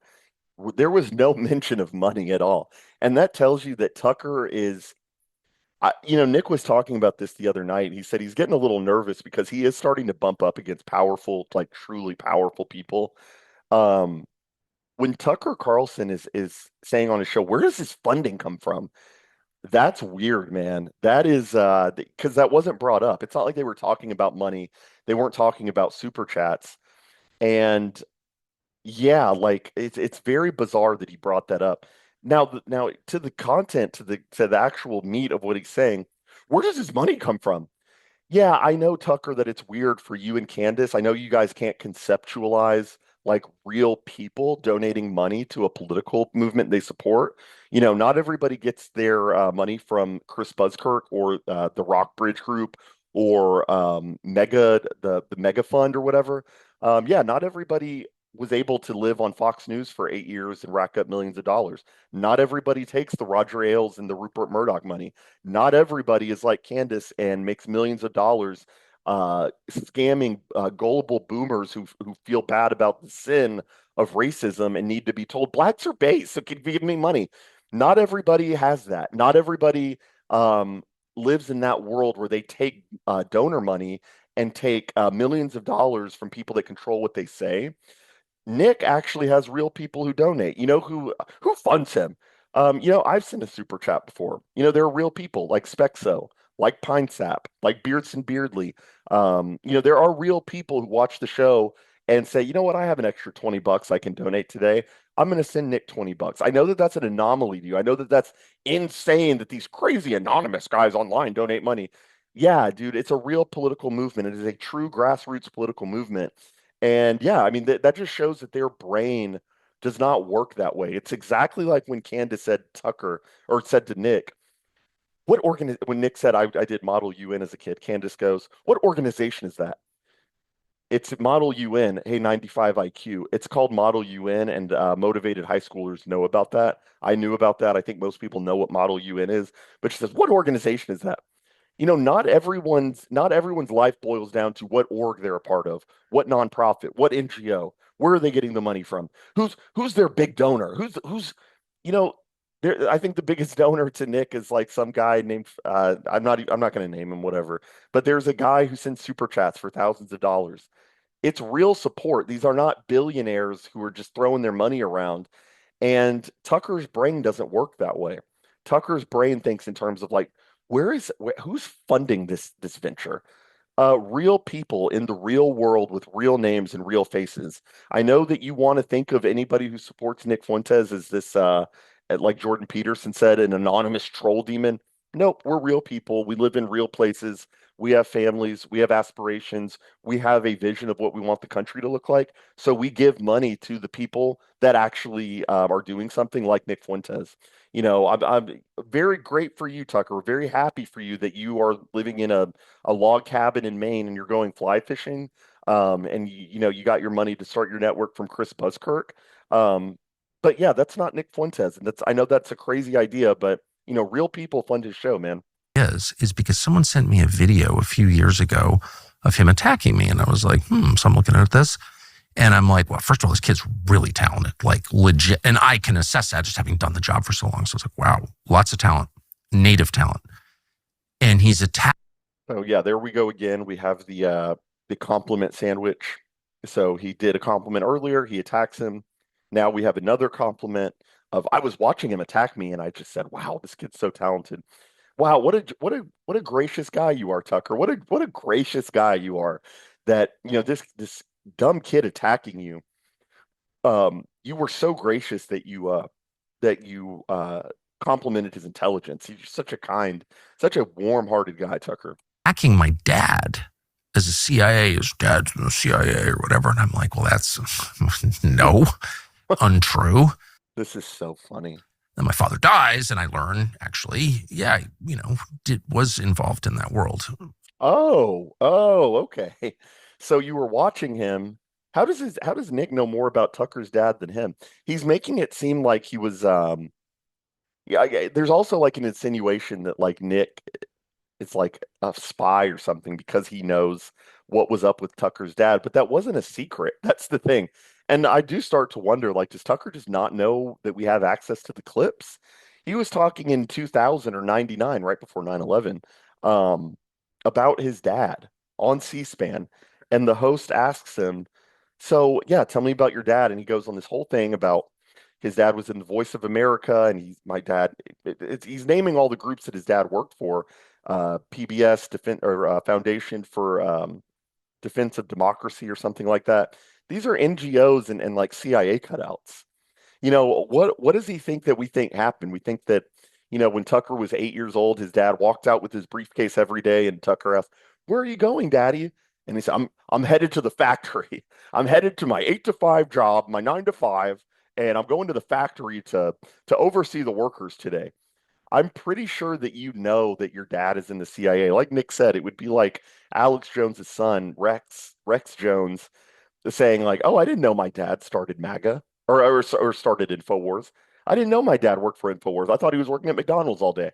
And yeah, it's so dishonest. I mean, even before Tucker, even after the year 2000, Tucker has multiple interview appearances. I think one is recently as 2024 before his dad died, where he says, "My dad was in the CIA." In his interview with Vladimir Putin, he's saying that Putin is dunking on him, saying, "You wanted to be in the CIA, and thank goodness you didn't make it." You think Tucker just put in an application and then like just didn't know, like, wow, I just put in an application to where nobody works. I didn't know that anybody works there. I didn't know my dad worked there. Um, so that's just ridiculous. And the way he tries to play it off is like, it's so funny. Whatever. And I'm like, well, that's no, untrue. Then my father dies, and I learn actually, yeah, was involved in that world. Yeah, and you hear Candace go, mm. Like she knows that this kind of discredits him. And it's not even really the fact that I mean, it is partially because his dad was in the CIA. Like that does actually kind of discredit him. But what a bigger thing is that it shows that he's just a liar. He can put on this dumbfounded face and go, "Oh, I didn't know he was in the CIA." Everybody knows that he knew his dad was in the CIA. That's what like regular kind of normie people have told me. Is after the Tucker Candace debate or Tucker Candace discussion, and after the Candace Nick debate discussion, whatever, um, people have texted me and said, I want to watch Nick. I want to watch Nick. Where can I find him? And I asked one of my relatives, who's not, I wouldn't call him a boomer, but he's slowly getting red pilled, I would say. And he asked me, so where can I find Nick? And I said, here's where you find him, and this is what time his show is on. And he said, or I asked him, why do you want to watch him now? You never really wanted to watch him in the past. And he said it was the lie about not knowing his dad was in the CIA. He said that sent him over the edge because it's such an obvious lie to anybody watching. Anybody watching, no matter what you think of Tucker, no matter what you think of Nick, you know that it's ridiculous to say, I only found out after my dad died that he was in the CIA. That's ridiculous. Everybody knows that that is not true, and it's just an obvious lie, and it really hurts his credibility. And I think he's a little. I don't know if he's surprised by that, but that has really been one of the big pieces of pushback that he's gotten is like, come on, dude, you had to have known that. I was completely shocked by it. So no one has to believe me, but that's just a fact. Right. That is so manipulative too. That's exactly. It's like a feminine. I'm not calling Tucker like feminine necessarily, although that is what Ted Cruz insinuated, and I'm kind of seeing it from Ted Cruz's angle now. But that is a very feminine way of like lying. That's what like he's falling into Candace's high school girl lines, and is saying you don't have to believe me. It's like higher level lying. It's like trying to manipulate the person you're lying to because he knows that by saying that, a lot of people are going to go, "I don't believe you," and he's saying, "Well, you don't have to believe me." Yeah, dude, we don't believe you. That is a lie. was in March of this year. And I'm like, well, how the hell would this child from Chicago, my dad was 84 when he passed. Like, who's this guy know who my dad is? And like, he's in intelligence. How would he know that? Yeah, so then we have, going back to what Candace was doing, now Tucker is upset that Nick found out. He's not annoyed, because here's the thing. If you found out that your dad was in the CIA and lied to you about it, and you were completely shocked, and all this stuff that Tucker is saying, your first reaction wouldn't be, how dare he know something about my dad that he didn't? You'd probably have like a very, maybe not sad, you wouldn't hate your dad or anything, but you'd feel a little bit lied to.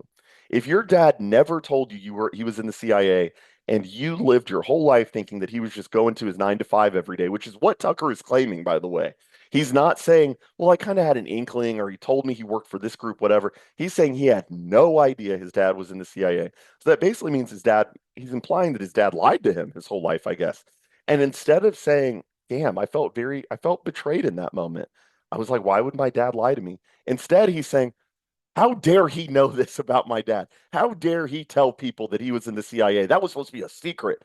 He's more upset that Nick found out his dad was in the CIA than he is that his dad lied to him basically his whole life, which is what the claim is. That is the claim. He's saying he didn't know, his dad lied to him, but instead of being frustrated about that, he's frustrated that Nick found out. So, yeah, but then you realize he did know. He did know. And he's mad that Nick exposed that, because Nick really was the first one to talk about that. I never heard anybody calling Tucker Carlson CIA until Nick started pointing it out. And I think that because Tucker even says here, he says, though I'd never heard of Nick Fuentes, which is a lie. And then I watched a clip of his where he's criticizing my dad. That is the thing that got Nick on Tucker's radar. You can tell. It was the fact that Nick found out or was exposing that his dad was CIA, and Tucker didn't like that. And Tucker noticed it, took note of it, and now he is on Tucker's radar because he exposed that. And Tucker, if he were telling the truth, he would feel betrayed by his dad. If he was lying, which he is, he would be mad at Nick. He is mad at Nick. Therefore, he is lying. I guarantee it. And I don't even need to guarantee it. It's such an obvious lie that even normal people are like, okay, dude. It's like I could tell you what my dad was doing for a living throughout every year of his life, or every year of my life throughout my childhood. You're telling me that it was a secret that he was in the CIA? He was a very public person. Dick Carlson has a Wikipedia page. Dick Carlson did interviews on CNN, C-SPAN. Yeah, he was a Reagan appointee. You telling me you didn't know your dad was appointed by Reagan to run Voice of America? What did he put you in front of the TV and say, "Hey, son, I got to go to the White House to sign some papers really quick," and you didn't know he got appointed by Reagan? Like, come on, man, get real. Wait, so that was his critique of you? Because I didn't see it. Someone just sent me this video and it was like, you can't believe anything Carlson says because his father was in the CIA and he's a CIA working on behalf of the CIA. Well, I think it's pretty obvious, and I actually feel emotional in my anger towards CIA. He is such a fraud, man. Look at this. It's manipulation again. It's so like the propaganda is so heavy with him. I don't know how people don't see through this. Maybe it's because people want to be deceived, but like the way he does that hand thing where he's like, I feel personally angry at the CIA. Or I made that sound more feminine than it needed to be, but my personal anger with the CIA. I am going to show you that I am so touched about this that I'm going to touch my chest.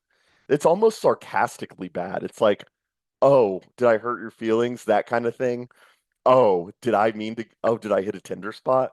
It's almost like he's like laughing at the audience. Like, I personally hate the CIA.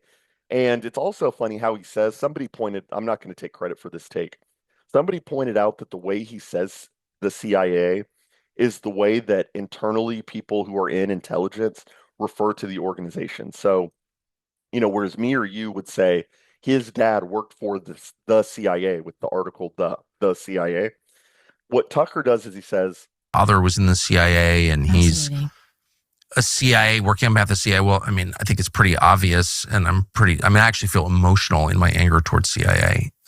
towards CIA. He doesn't include the article, and it is kind of indicative of somebody who is in the intelligentsia world.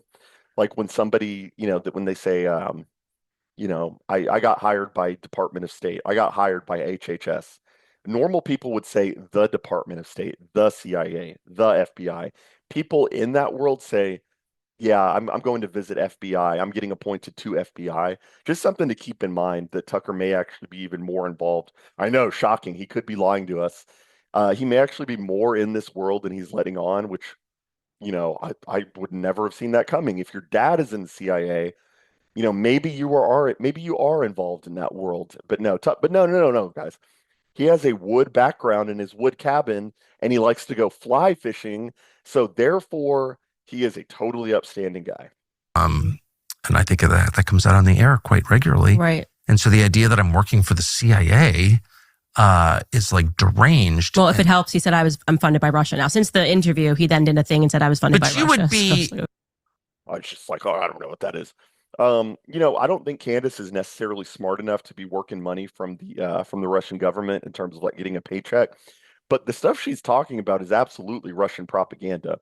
So what's going on, the deeper dive on the Macron thing that she's been spearheading, talking about Emmanuel Macron's wife, Brigitte, um, secretly being trans and actually being his dad, all this deranged. It's so funny. They want to call Nick the deranged, unhinged one.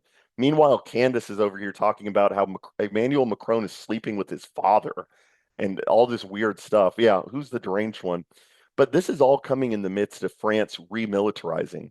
France is stepping up its military game. They are becoming more of not a world power, but they are trying to take kind of control of the EU. They are the military force in the EU, even more so than like traditional, like the UK or something.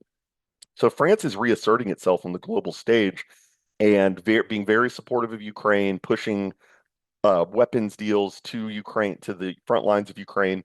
And right around the time of, I don't know how long ago it was, but it was about a year after the Ukraine-Russia war started, Candace starts to come up with these very bizarre talking points undermining France, undermining Macron.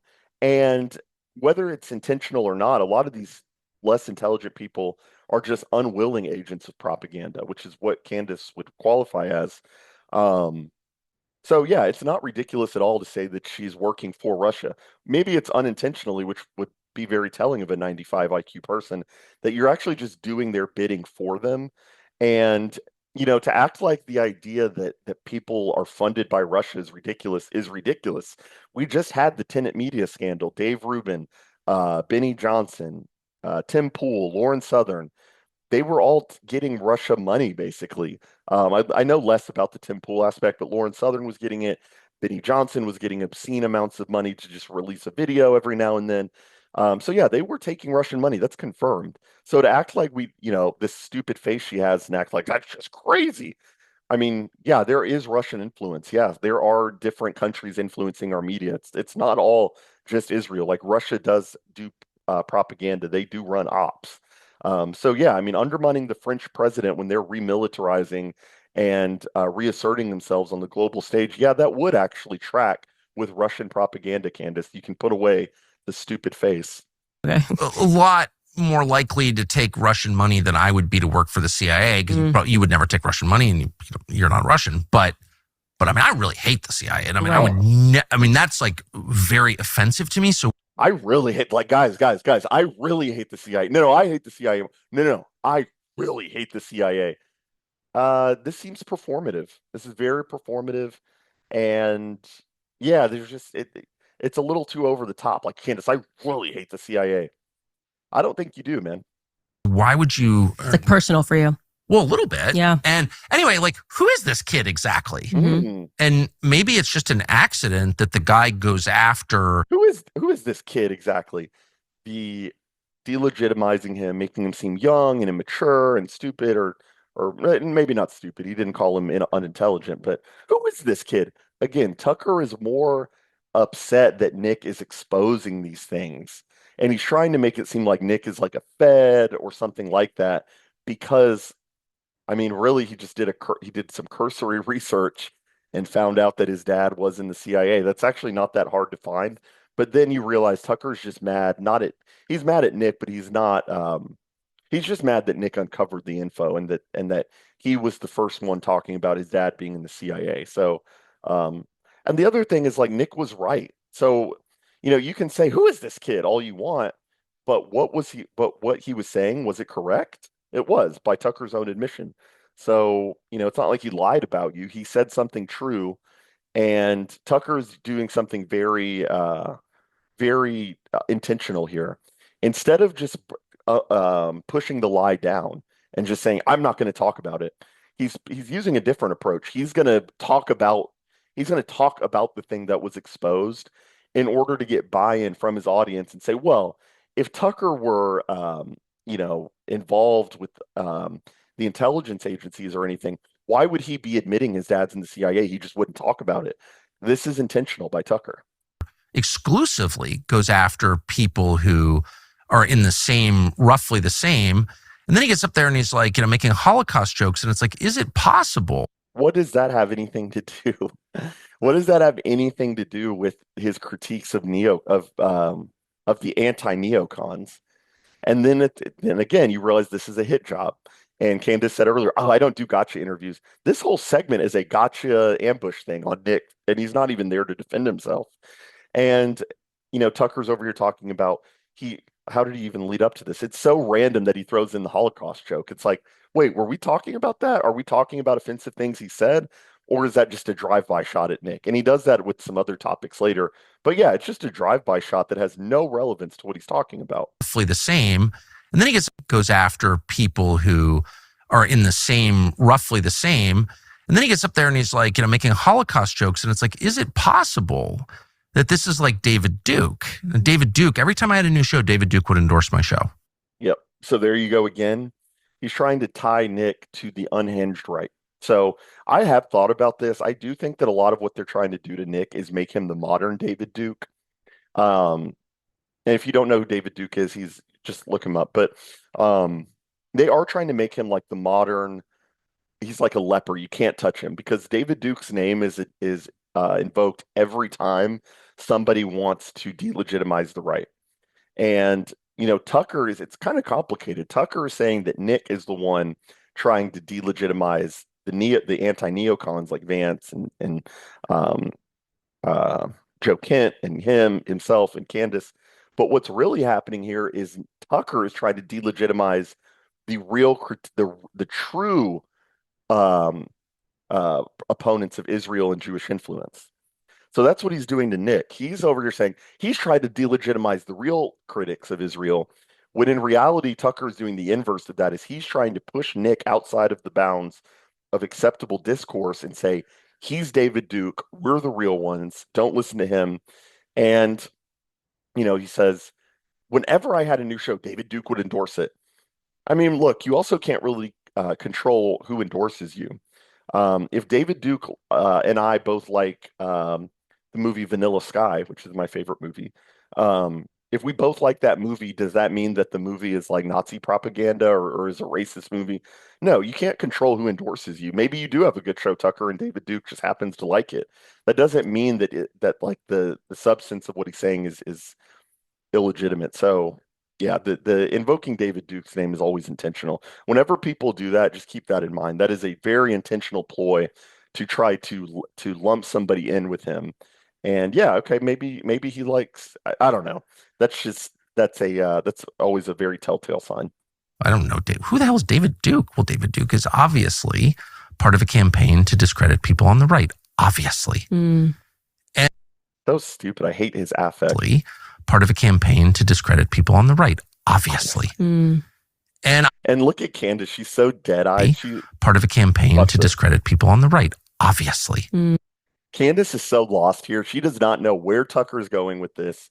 Tucker, and like I said, he's going to lead her by the nose in this interview. And she's just like following along. She's just like dumb. And she's just like, She lost interest the second it no longer became a gossiping session. And like they start to talk about Nick's motives and stuff like that.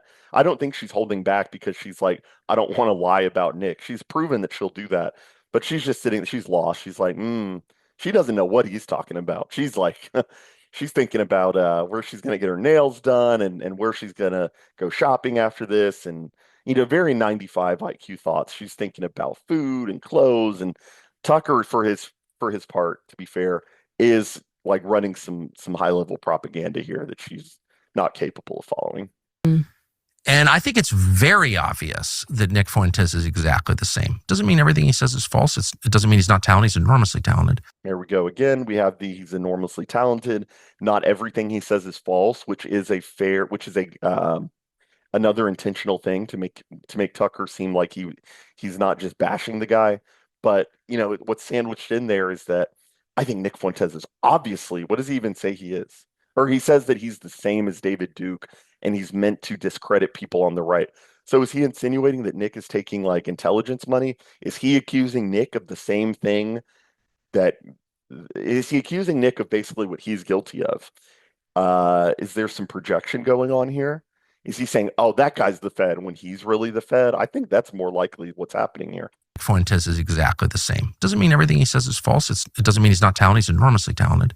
Doesn't mean he's a bad person. I'm not attacking him personally. I'm not attacking him personally. Who's this gay kid in his basement in Chicago? He's going to get to that in a second. This whole thing is personal. It's all personal. And yeah, I mean, he's just trying to paint himself as this totally fair opponent of Nick. And, I even admitted that he's talented. I admitted he's intelligent, but I'm going to go on to bash him personally and lie about him. But he is clearly part of a campaign to discredit non-crazy right voices. That's the standard. Non-crazy. They call Tucker Carlson crazy. They call Candace crazy. So now they're trying to shift what is actually crazy to way over to right field. He's outside. He is crazy. We are the non-crazy ones. He's the crazy one. Obvious to me. I've been around a long time. I know it when I see it. Yeah, and I will say I don't understand it. We were very kind to him. Like I truly, like we almost said, like we felt maybe he was a bit lonely. We should invite him back for dinner. I mean that.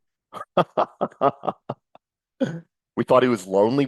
We almost made him a meal. We said, here, are you lonely? Like he's like a stray dog. Yeah, like he's like a stray dog or something. And yeah, it's this whole thing of trying to treat him like he's a leper. And we thought he was a little lonely. Again, you have the painting him as immature, lonely, a loser. This isn't any different, by the way. I have another video on my channel called "The War on Young White Men," and this is no different than what Tommy Lahren does, what Laura Ingraham was doing, what Steve Scalise does, what Mike Johnson does. Is they say, the problem with Medicaid and Medicare abuse is that lazy white guys in their basement playing video games. It is the same thing. It is all fundamentally the same thing, and it's feminist and feminine by nature. They are saying that Nick is the way he is because he's a lonely incel chud loser and he doesn't even have a girlfriend. That is what the critique is. That's why she seems so giddy about saying this.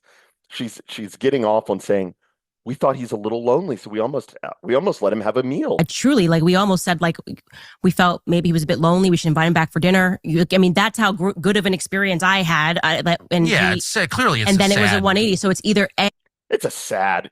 Like, what is sad? I don't understand. What is sad about his life? He is pretty wealthy by all accounts. He owns property. He has assets. He has resources. But all these people just project onto Nick. They just assume that there's like a lonely thing going on. I mean, yeah, he's a little bit precocious and he's not going to be at the cocktail dinners like Candace and Tucker are. But I think he's doing just fine. I think he has a close set of friends. I think has a family. Like, why are we projecting this lonely thing onto him? And Tucker just states it like it's just a known fact. He's like, yeah, there's clearly like a lonely thing, and it's sad. It's sad. What is sad? I don't know what's sad. What's sad is having a dad in the CIA who either doesn't tell you what he does for a living, or you do have a dad in the CIA who you knew and you spent your career lying about that. That is sad to me. What's sad to me is Candace being a 95 IQ, high school girly and playing Miss Politics with her little turtleneck and her stupid show. I think it's sad to have to go on a show and talk about Brigitte Macron. I think what's sad is her having to do the lowest bottom of the barrel tier um, conspiracy theory stuff and really using talking points from like 2018 and saying, guys, space is faking gay. Wow, that's so funny. That's so original, Candace. Yeah, never thought of it that way. Man, you're really on the cutting edge here. So yeah, I think all that is sad. I don't really look at Nick and see sad. Then it was a 180. So it's either A, it's being driven from like a little boy insecurity. Little boy insecurity. We have all they just keep hitting that nail. They're really trying hard to paint him as like the little boy, the immature guy, the loser. They're really pushing that really hard. And he just was so worried that he like just went on the attack because he doesn't know how to have normal relations after being banned everywhere. Well, I think there's kind of that could be one element. The angry gay kid thing going on. Yeah. Candace just agree. I mean, this is just like a gossip session here at this point. Let's see where they start. So yeah, this is not, none of this is, I mean, this is the equivalent of two high school girls, and Tucker gets into the mix here. This is the equivalent of like two high school girls saying, that girl is such a bitch. I can't stand her. And yeah, I think she's a loser. Like, there's nothing substantive here. There's nothing, and Tucker will bring it back, to be fair to him. This is Candace wanting to get involved in the convo. And this is her offering what she has, which is not much to that. It's very typical of a 95 IQ person. They don't have much to offer to the convo, so they just bring it back to what they know and what they feel to be true. So Candace, Tucker's trying to talk about, Nick is deployed. Nick is only here to discredit the non-crazy voices. And all Candace can really do is like, yeah, and he's lonely. He's lonely and he's immature and he's a little boy. She's doing a lot more pathologizing. And then listen to how Tucker works this in here. It's a 180. So it's either A, it's being driven from like a little boy insecurity. And he just was so worried that he like just went on the attack because he doesn't know how to have normal relations after being banned everywhere. Well, I think there's that could be one element. The angry gay kid thing going on. Yeah, exactly. This face she does. Honestly, I don't think Candace thinks Nick is gay. I think she's make this dramatic face in the handout. I don't think she believes that actually. That's just Tucker throwing that out there. And again, it's just like what he said about the Holocaust joke. That has nothing to do with what they're talking about. That is Tucker just making an allegation that he's heard somewhere and just trying to discredit Nick. Now, the gay accusation, it's not even really worth spending too much time on. I don't even think that Tucker necessarily believes that. I don't think he even knows Nick well enough to even make that claim. Nick is not gay. They do this to anybody who's not married and maybe doesn't show an interest in dating or anything. He's focused on the mission. And I don't like to, I hesitate to draw this comparison too much because I don't think Nick is St. Thomas Aquinas or anything. But what I will say is, you wouldn't call St. Thomas Aquinas gay when he was 19 and told his family that he wanted to join the monastery and join religious life. His family locked him in a tower for a year and sent prostitutes to him to dissuade him from doing that. And he chased them away with a fire poker.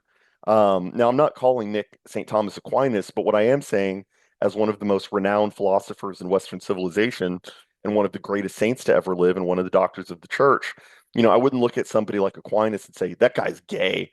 He's gay. He's immature. He's selfish. He's lazy. He wrote millions of words, hundreds of thousands of pages in his life. I mean, he's called the angelic doctor for a reason. And, nobody would look at him and be like, his life would have been complete if he had just had some sex. If he had just gotten married, then I could respect Aquinas more, but he didn't get married, so can't read him. Yeah. Or it's what you're saying, where he does this, he's lying to everybody and pretending that things are one way when it's not. I can say Why is he attacking Joe Kent, Joe Kent worked as a CI contractor, paramilitary contractor. He was in the U.S. military for years fighting our... Because one of the things that Nick said in his critique of Kent he even started a website called this. Joe Kent is CIA. Tucker is admitting as much. It's the same thing with his dad. It's the same thing with Kent.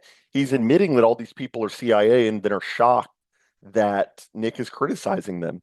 What they work as is a way to put parameters around the conversation. The other thing with Joe Kent, and again, I would implore you to go listen to Nick's Friday show about this. The other thing about Kent is that he attacked Nick first. Nick and Joe Kent had an agreement that, look, I will give you the support of the Groypers. I will give you my base's support. I can give you volunteers, even maybe some donations if my people want to donate to you. And Nick said the only caveat to that, the only thing that he asked for from Joe Kent in return was that he not disavow Nick because that would hurt the movement, and Nick wants to have legitimacy conferred upon him, which supporting a senator does, and all that. Kent did disavow Nick, so then Nick said, you know what, this guy's CIA, he did disavow. And Joe Kent was saying some good stuff, but you also can't deny the fact that he is and was CIA. That's just a fact. It's the same thing with Tucker's dad. neocon wars. And his wife was killed in Syria in one of those wars. Joe Kent is the single most sincere critic, and I would say the one with the most credibility in the United States. Why he does the chest touch thing again? Why does that confer legitimacy upon him? Okay, his wife died. That's a sad event. That's a sad thing to happen, but that doesn't make you any more credible. If anything, it makes you less credible because you have an attachment to it. I can talk about geopolitics. I can talk about the Israel situation without having a loved one die there. That's a very feminine appeal to emotion. Well, his wife died, so he is the most credible. Why does that make him any more credible than me or something like that? Maybe not me because Joe Kent would have more info about what's happening on the ground. But what is his wife dying? Why does that confer legitimacy? It doesn't. It's silly. To say this foreign policy is bad, it killed my wife. I was a part of it. Joe Foreign policy can be bad whether or not it kills somebody close to you. Ken is actually someone the CIA doesn't like at all because he understands how it operates. And for That's so funny that he's somebody the CIA actually doesn't like. He's doing the same thing with himself. And that's also funny when he did the chest touch thing with regard to himself and Joe Kent about the same issue. He said, we really don't like it. The CIA does not like us because we were a part of it. Like, so somehow it makes you a more legitimate critic of the system if you were a part of the CIA. I think that discredits you. I think that I would rather hear from somebody who was not a part of the CIA. That would arouse less suspicion for me. Is actually someone the CIA doesn't like at all because he understands how it operates. And for Nick Fuentes, who's like some child from Chicago, to go after him Some child from Chicago. Some child from Chicago. Yeah. Yeah, Tucker hits on that a lot. And it's the whole trying to delegitimize him thing. It's he's a kid, he's immature. Yeah, he's from Chicago. I'm from Dallas. These are real places that exist. There are places in the country that exist outside of LA, New York, DC, and Boston, Tucker. There are real places outside of Langley, Virginia. Yeah, he's from Chicago. What does that mean? He's some child from Chicago. Yeah, he's from Chicago. I'm from Dallas. I know people in Phoenix. There's a lot of people that support his movement who live in other places that are not, considered the best city in the world. What does that even mean? It's just there's no basis to that. It's so flippant. He's from Chicago, yeah, and it's the third biggest city in America, and he's some child. At the age of 26 or 27, I would hope that Buckley Carlson, your son Tucker, has done half of what Nick Fuentes has done. And I hope he doesn't just follow down the path of being like you and being a shill for the system and offering mild critiques of it while being in the system, being waist deep in the system. I hope Buckley does half of what Nick Fuentes has done by his 27th birthday. I hope he doesn't just get the daddy money and the daddy handout and stay working for JD Vance because you guys are buddies or something. Like Nick pointed out, he's had JD Vance on his show. He had him on his show 46 times. 46 times. And for Tucker's son to go work for JD Vance, more power to him. Maybe Buckley Carlson is based or whatever. I doubt it. He better not say an untoward word about Israel or his dad might kick him out of the house. But, for him to go work for Vance just reeks of like, yeah, my dad got me this job. And you know what? So be it. It's not coming from a place of jealousy, but it is in response to the fact that you are trying to delegitimize Nick Fuentes because he doesn't have his daddy's CIA connections and he can't get his future son a job with JD Vance. You know what? There's a lot of people like that in this country who don't have the connections you did and don't have the money to pretend to be a fly fishing expert and live in a wood cabin and not be on the internet. Yeah, the country sucks, dude. And people like you, frankly, made it this way. And we'll get to this in a second about the anti-racist thing that Tucker loves to say. I was the original anti-racist. Yeah, dude, the country sucks because of people like that who didn't prioritize Americans getting jobs, who did prioritize Indians and Chinese flooding the job market, flooding our universities. And now you got people putting in 1,000 applications when they're 50,000, 60,000, $100,000 in debt after going to college and getting a degree that people told them would change their lives. It's going to get them into the middle class. It's going to get them a great lifestyle. Yeah, it's too bad that people like Tucker, and I'm sure he's criticizing the H-1B system now, and he's probably criticizing these people, flooding our universities and the job market. But it's his ideology that led to the situation like this. And for him to have the audacity to look at somebody like Nick, who I have a hell of a lot more respect for than Tucker Carlson, Mr. Bowtie, Mr. I'm wearing a bow tie on CNN today, and swapping that for a plaid shirt to get buy-in from stupid boomers who don't know their left foot from their right. Yeah, I think that is a little contemptible, Tucker. I am that look of contempt you have for Nick. That is my exact feeling for you in this moment, Tucker. He'll probably never watch this. I don't care. I wouldn't even want somebody like Tucker watching this. But if you're watching this, just know that that is a contemptible position, and the ire, the disdain that he is showing for Nick Fuentes in this moment is very, very telling. He forgot, like Nick said, for 1 minute that he is the role that he's playing and that he is supposed to be representing the guys that he is demeaning here. It's sick. Specifically, one congressional seat in Washington State. That is random. It's not random, though. She's so lost in this convo. Tucker may as well just be talking to himself because she is out to lunch. Candace is just saying it's random. It's also random. No, Tucker is making a point. It's a stupid point. It's an evil point. But Candace is so stupid she doesn't even know what's going on. One congressional seat in Washington State. That is random. It's not random, though. It's the opposite of random. Joe Kent was number one on the list of people they wanted to knock off, people who believe in our neocon foreign policy. They wanted Joe Kent out because he could stand up and say, I actually know. I've got the receipts. My wife was killed in Syria. My wife was killed in Syria. That is a point that he really wants to nail home. And it's one of those things where, somehow that makes him more legitimate. And that's part of his story. It's like JD Vance's story. I'm just a guy from West Virginia with a dopey family, and I came from nothing. It's the same thing with Joe Kent's story about his wife dying. And look, I'm not trying to be mean about it. I am sorry his wife died in Syria. I don't know what happened there, but that's sad. I feel bad for anybody that happens to, but that doesn't make him any more legitimate. And for Tucker to use his high-pitched voice thing and go, his wife died in Syria. Yeah, and that doesn't make him any more, that doesn't confer any legitimacy about the issue. You had to take that guy out. And Nick Fuentes, this weird little gay kid in his basement in Chicago, is participating in a super PAC to bump off Joe Kent. Like, weird little gay kid in his basement. Weird little gay kid in his basement. That's the line that really sent people. And there's a reason for that.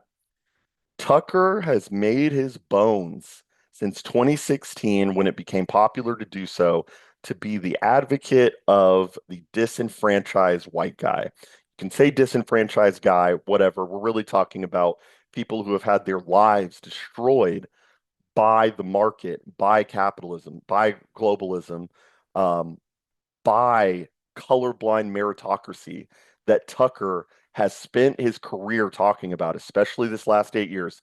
I want a colorblind meritocracy. You know what colorblind meritocracy led to? It led to Indians and Chinese becoming the new elite. It led to people not getting degrees out of college, like I just said.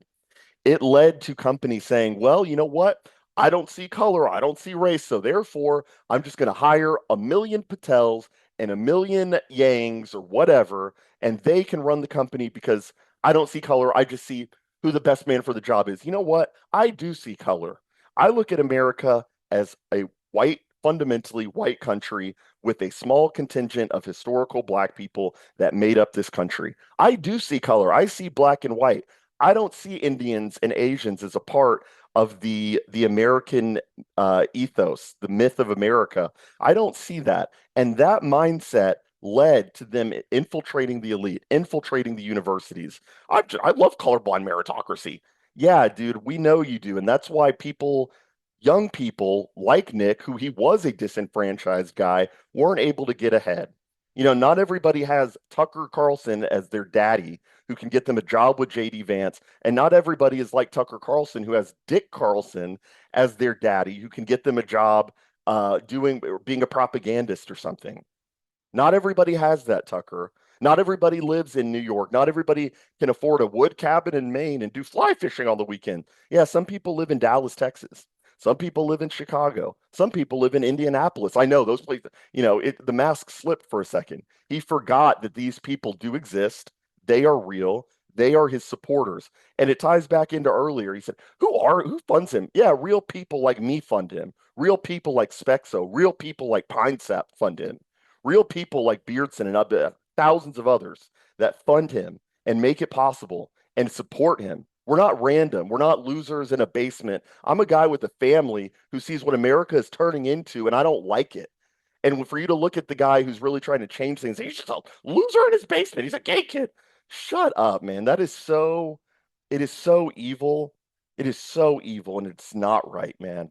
I really don't like that at all. I really hate that talking point and the dismissiveness, the anger he has for Nick.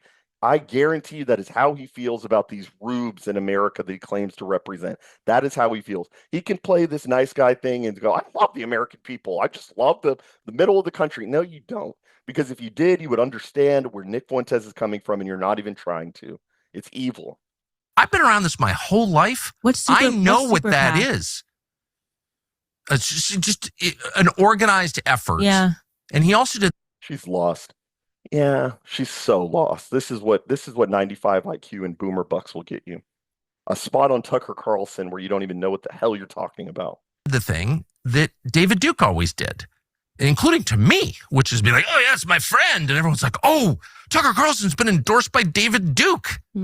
I've been making like the anti-racist argument my whole life. Right. Wow. Yeah, you've been making the anti-racist argument your whole life. Thank you for that, Tucker. That definitely saved America. That saved America right there was the fact that you're an anti-racist. Anti-racism, this whole talking point, I'm the original anti-racist. I've been doing that my whole career.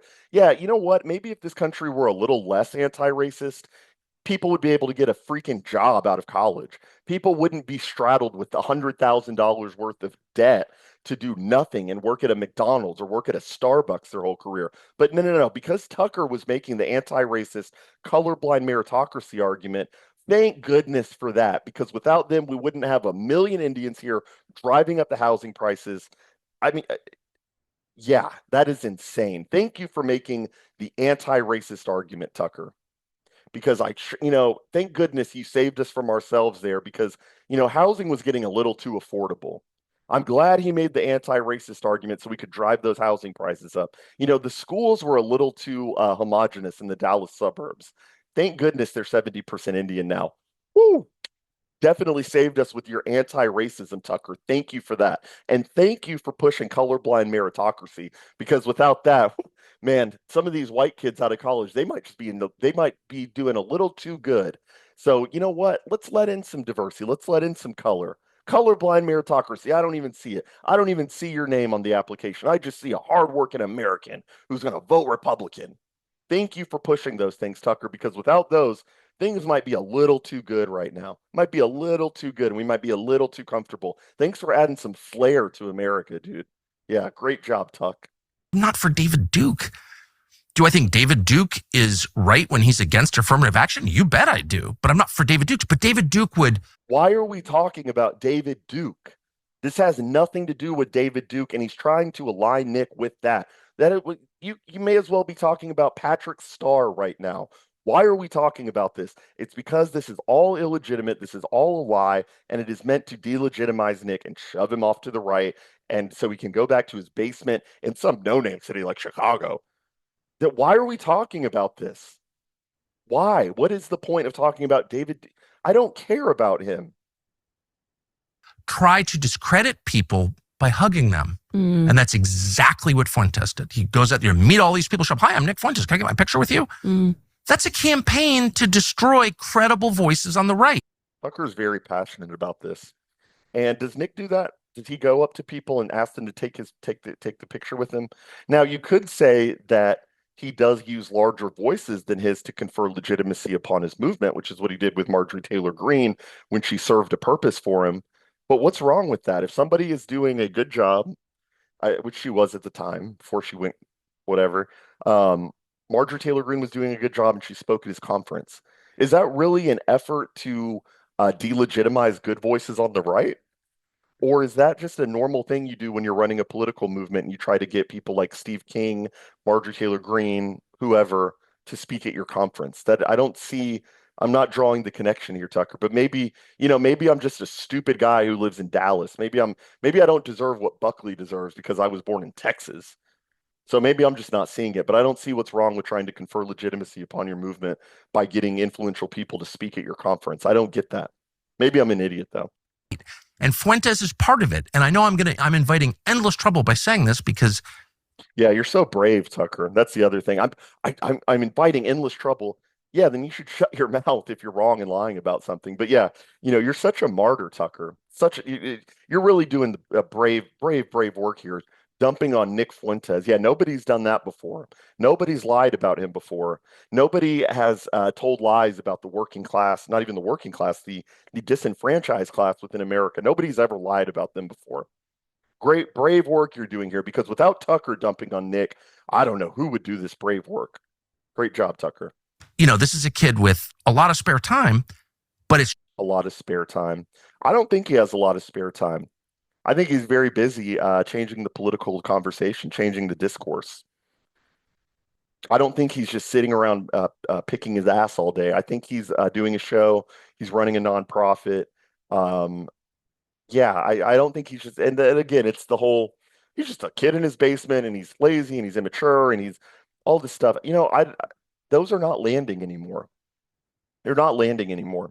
They are used to a time where you could just kind of dismissively call somebody an incel or a loser, and that would be the end of it. And it's not working anymore. And I'm getting a little heated here because I don't like to see people that I admire and it feels like a friend being attacked, and it's not right. So I'm getting a little heated. But the good news is that these punches aren't landing anymore. The good news is that in a different time, this interview could have sank Nick's career and it's all over now. No, the opposite is happening. And Tucker and Candace really showed their cards here. They really showed their cards for the very spiteful people they are, the dishonest, the spiteful, and in a way kind of privileged. I'm not talking about white privilege. I'm not using leftist terminology. I mean that, it must be great to be Buckley and Tucker Carlson and Dick Carlson, where you were with the CIA and you can get your son a job with JD Vance, but not everybody had those connections. Some people are anonymous losers who send super chats to Nick or whatever. Yeah, man. Yeah, I hope Buckley enjoys working for Israel. I hope Buckley likes working for Vance or whatever. It's evil.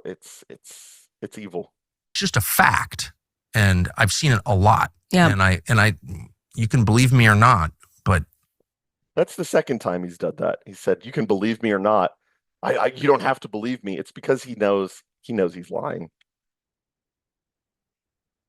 I know what I'm talking about. I can confirm he's dishonest. I mean, so it's like you use that as your, like, I could not determine what his motives were. And I said, you know what? I don't have time for this. I gave you a fair chance, gave you a fair shake, and you are a fundamentally dishonest human being. There was no reason to do it. If he had not done that show and screamed and yelled, his followers would have been like, oh, that was an interesting conversation between two people who agreed some, disagreed some. And that's not true at all. It's not true at all. I think that even if Nick had said that the interview was fine, his followers would have said, In the super chats, they would have said, I don't like how Candace framed that question with you. I don't like how she was attacking you for this. Now, granted, Nick could have just bit the bullet and said, oh, it was fine, and played nice or whatever, and just accepted the dishonest framing. But yeah, he didn't want to do that. He lashed out, not in a negative or feminine way, just say that was BS. I don't like how I was treated. I think that's perfectly fair. And like that was it. It was interesting that he got there. He doesn't want to be, and I can tell you that he doesn't want to be anywhere but where he is. He doesn't want to have normal relations. And it did sort of feel, and I said, Doesn't want to be anywhere other than where he is. They're trying to paint him again as this like loser, and you can almost like get the imagery that she's trying to evoke here. Um, he doesn't want to be anywhere other than where he is, like in the basement, maybe. You're implying that he's a basement dweller kind of thing. That's what you're going for. And he doesn't want to be anywhere other than he is. I mean, show me somebody on the right, maybe there are a few people, but I don't, show me somebody on the right who's influencing the conversation as much as he is. If he's losing friends or losing people like Candace, which that's a win, that's a addition by subtraction there. If he's making people like you mad by speaking the truth, that is where he needs to be then, making enemies of people like you and Tucker, and making enemies of Palantir, and making enemies of JD Vance and Joe Kent. Yeah, if speaking the truth leads him to where he is, then he's in the right place.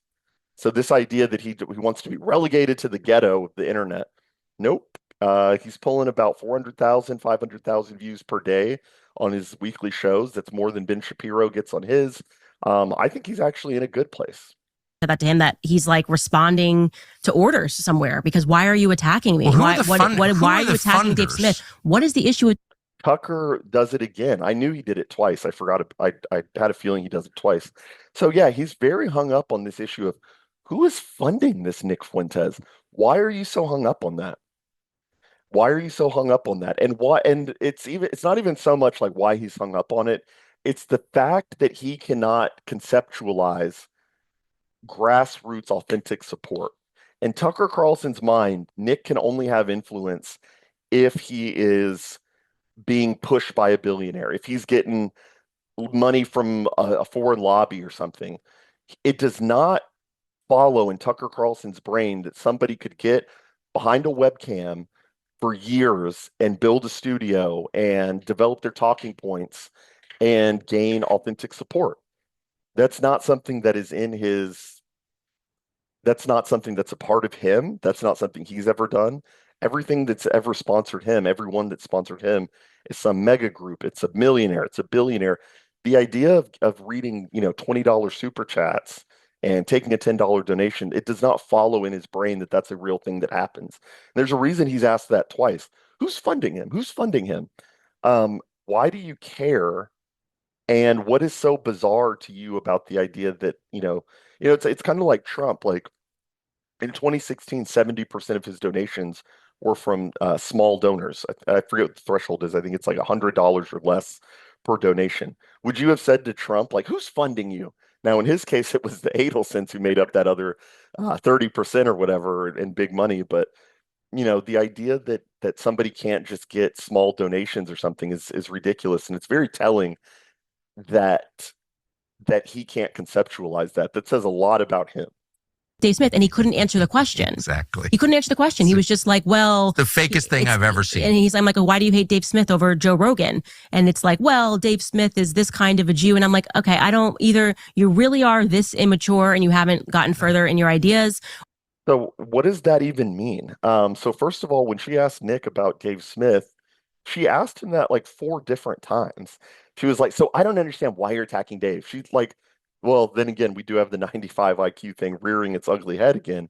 But she asked him like 4 different times, like, why are you attacking Dave Smith? Why don't you like Dave Smith? And Nick answered it in detail all 4 times. He said, I don't hate Dave Smith. I think he's a cool guy. I think he's a nice guy. I just think that he, like I said earlier, he thinks that the U.S. is or Israel is a satellite of the U.S., not the other way around. He still kind of waves around the Holocaust a little bit. Like, he answered it in detail all 4 times. I think it was 4 or 5 times she brought it up. Never once did he say he's the quote, he's this kind of Jew. What is she talking about? And then she ties it to him being Nick being immature or in his ideas not developing. That's not a maturity thing. You just didn't like the fact that he was attacking Dave. Like, and it's weird. They have like this weird relationship with Dave Smith where it's like, he's such a sweetie. How can you attack this sweet man? He's a good guy. He's not above criticism, and he deserves to be criticized. And I think Nick's critiques were perfectly legitimate. Or you're just attacking people and making people think that these attacks are legitimate when they're really not. And we were so kind to him that I was just like, okay. He's attacking Dave Smith because Dave Smith is effective and credible. He's very effective. Because he's smart. So is that why? Is that why he's attacking Dave Smith? And they're just projecting. They're just reading into Nick and with no evidence. They're saying that he is attacking Dave Smith because for the reason he is an effective speaker. So you think Nick just wakes up and goes, "This guy is effective. I need to attack him." No, I think he is offering legitimate critiques of Dave Smith. And what else does Tucker say here? Is effective and credible. He's very effective. Because he's smart. He's a decent person. There's no hate on Dave Smith. And you would smell it if there was and there isn't. And he has credibility and he has knowledge. And he's a marvelous debater. And once again, a really good person. So you have. He's just like a really freaking nice guy. Have you tried just like being a nice human? Have you just tried being nice? Like everything about Dave Smith, they always bring it back to he's just really sweet and he's a nice guy. Like that doesn't mean that he's correct. Like the nicest guy, he doesn't win the nicest guy award, you know. That has nothing to do with his stance on Israel, about foreign policy, geopolitics, nothing. Being a nice guy is fine. And I don't think Nick is criticizing him because he's effective. That's silly. Have to take out Dave Smith. You have to take out Joe Kent. Those are the good people. You have to take out JD Vance. He was against JD Vance. So if you're he was against JD Vance. How can you be against him? He's explained why. He's explained how he is a creature of David Frum, worked for Peter Thiel, that he's in the Palantir network. Like it's not Tucker's treating it like it's completely unreasonable that anybody wouldn't like JD Vance. I think there are plenty of reasons to not like JD Vance from a right wing perspective. Yeah, I love how he says that. He has the arms folded and he's like, "He attacked JD." Yeah, I don't think that that's that crazy. Against like more pointless wars on behalf of foreign powers, like you're probably not going to be attacking JD Vance. And like I said earlier, JD Vance was one of the people when he was nominated. I forget the exact moment. You can look up the interview. When he was nominated for vice president, or when he was announced as Trump's running mate, he said, "We need to attack Iran. We need to bomb Iran. We need to punch Iran hard. We got to punch him in the mouth." That doesn't sound like being very against foreign wars to me. And you know, JD can do this whole song and dance and go, "Oh, I'm against foreign intervention," and try to act like a right wing anon and stuff like that. The thing about Vance is that you can't trust him because he was originally a neocon himself. He is a David Frum creation.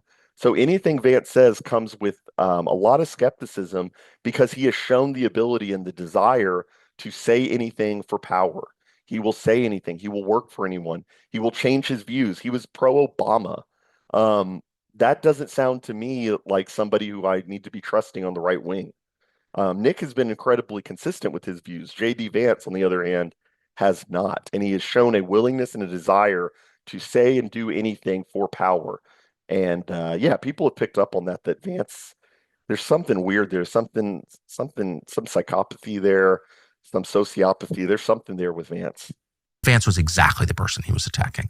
So this, and the sad thing is, and I know that no one who watches him will believe me because they're desperate, because they are the victims of a system that hates him. It's young white men who've been totally cut out of our economy, attacked mercilessly, given, narcotics, just go die. I mean, they really are the victims and they're desperate and no one speaks for them. So they go to Fuentes. So yeah, now Tucker is bringing it back to the I'm the spokesman for the white man. I'm the spokesman for the disenfranchised. I'm the one that will speak up for them. But they go to Fuentes because and he'll get into this because he's so articulate. Yeah, dude, I wonder why they're not going to Tucker. Could it be because he just expressed disdain for for a disenfranchised white guy like Nick?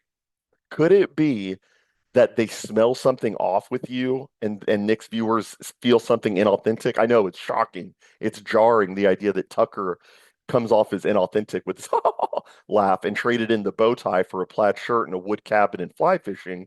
I know that's shocking, but do you think they could sniff some inauthenticity coming from you when you're over here saying nobody speaks for the young white man anymore?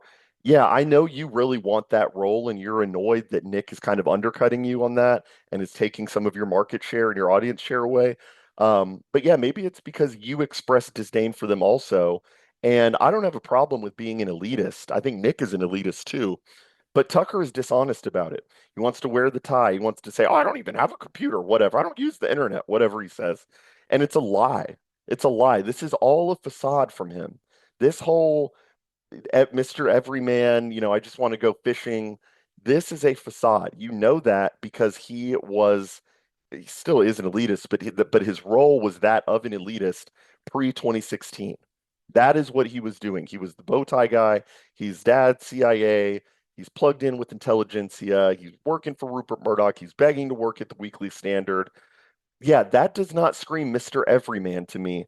And for him to take on the cause and act in this moment very concerned for them is, I think people can smell the inauthenticity, and nobody can smell it better than the young guys who are watching Nick Fuentes and turning off Tucker Carlson when they get a whiff of that insincerity and inauthenticity. It's happening, and Tucker is very frustrated by that because he sees the writing on the wall, he sees what's going on, and you know, I'm not saying that Tucker is going to become a no name anytime soon. He has a massive audience. He's a good propagandist, but he sees what is coming down the pike. And he sees that Nick is taking his audience. He's losing that moniker as the champion of the working guy.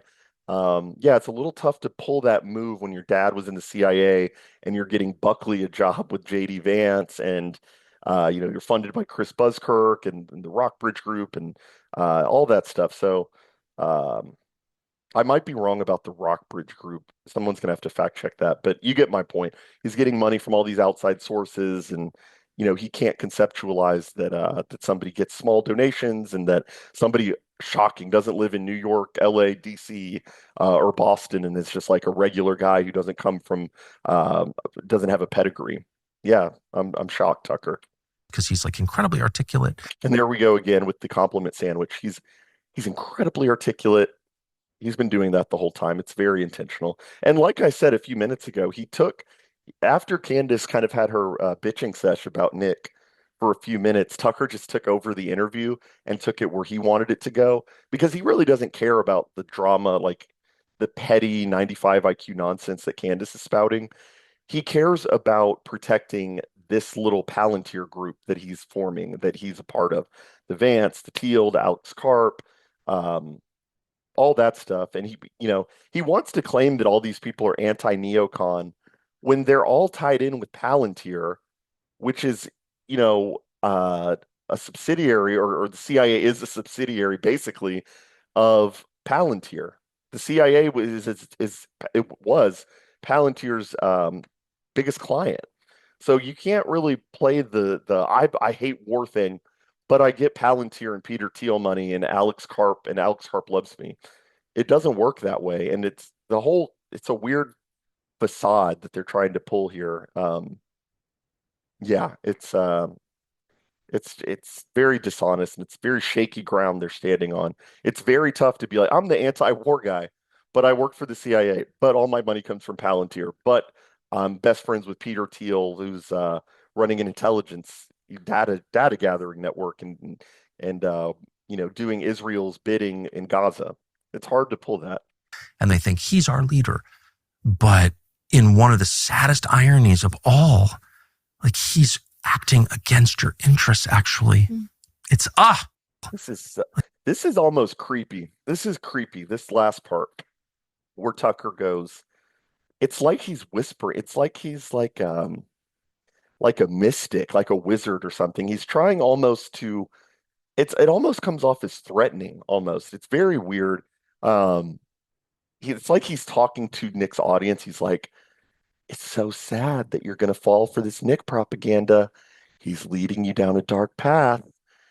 He's going to get you in trouble. Is this a threat? Listen to how he says this. This is very, it's intentional and it's good propaganda because he comes off as caring.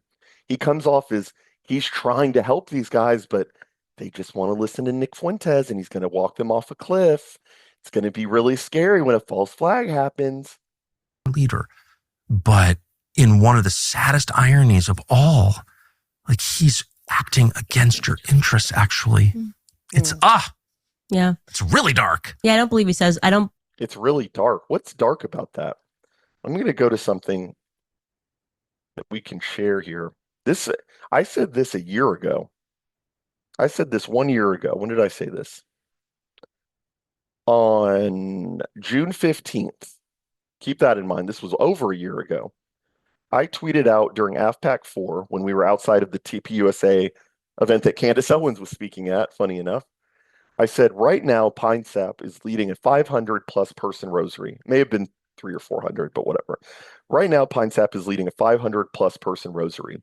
Remember this when Con Inc. tells you, quote, following America First and Nick Fuentes and following Nick Fuentes' movement will lead you down a dark, dark path, buddy. Did Tucker not just say that verbatim? We are 1 year removed from this video, and I said, keep this in mind when people say this is a dark movement. It's so dark. I literally used a dark, dark path. Tucker said, it's dark. Is this dark to you? Is this dark? Is this Blessed is the fruit of thy womb, Jesus. Holy Mary, Mother of God, pray for us sinners, now and at the hour of our death.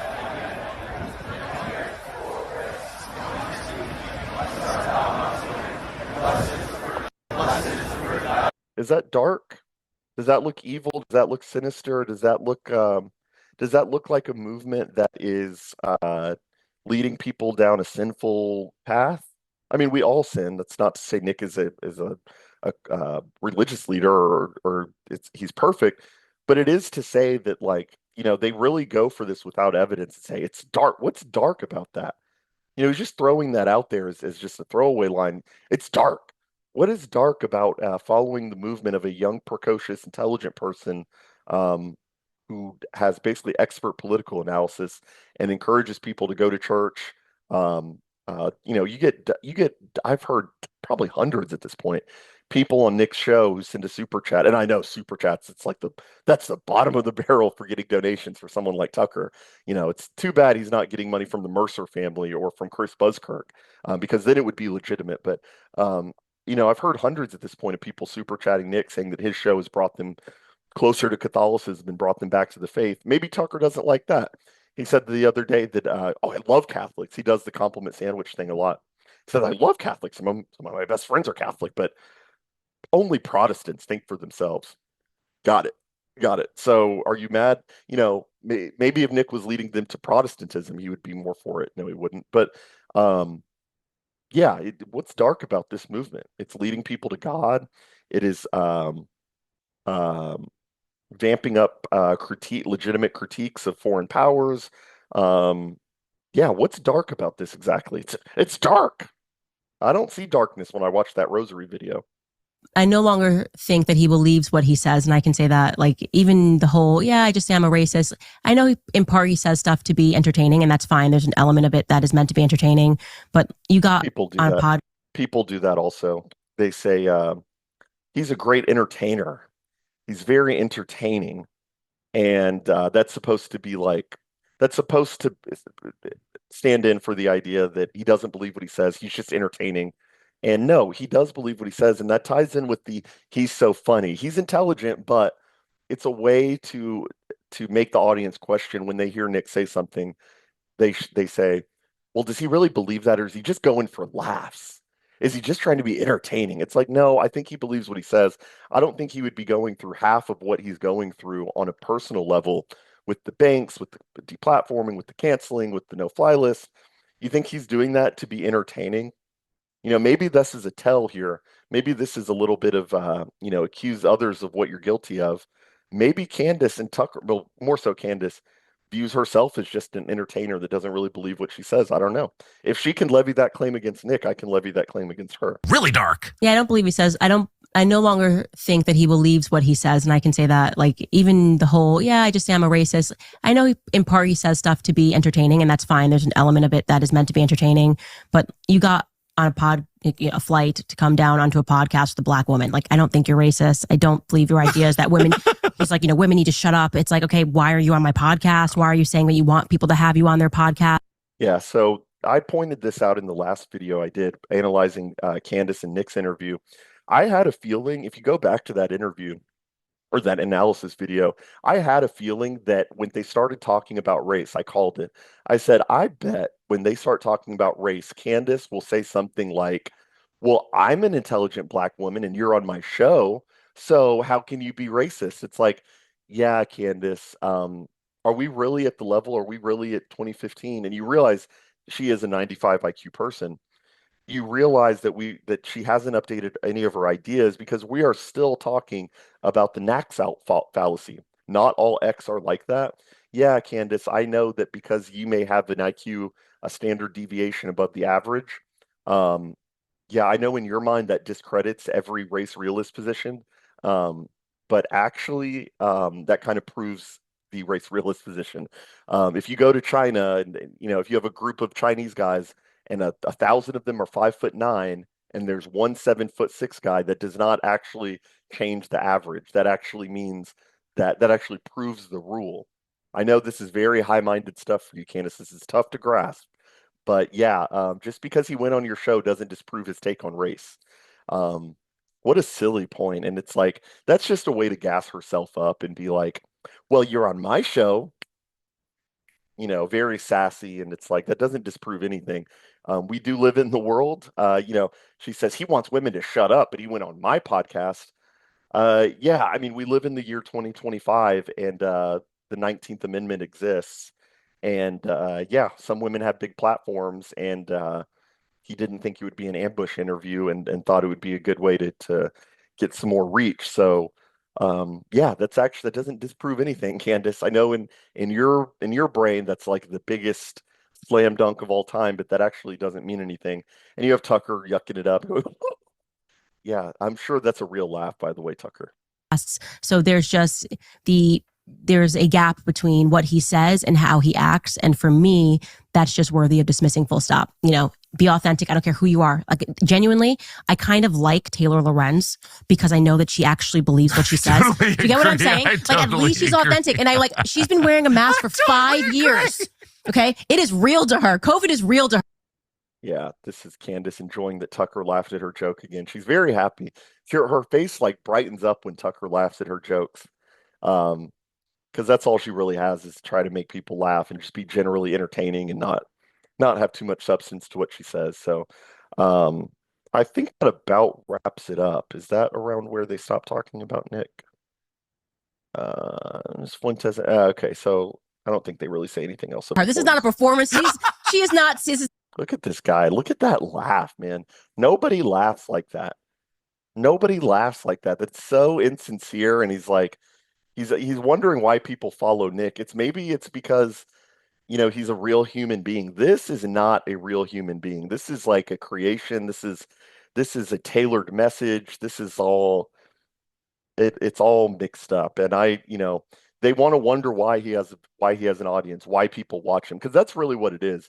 They wouldn't be talking about Nick if he didn't have the viewership, the following, the influence he does with the young. And they're really at the core of it. They're kind of this them talking about Nick is an admission that he is getting bigger. They would not be talking about him if they could get away with it. If they could get away with not talking about him. They don't want to be talking about him. Tucker probably hates the idea that he had to finally say Nick's name on his show. And we already established that he's very upset, not that his dad was in the CIA, but that Nick found out his dad is in the CIA. So, yeah, they wouldn't be talking about Nick if they didn't have to.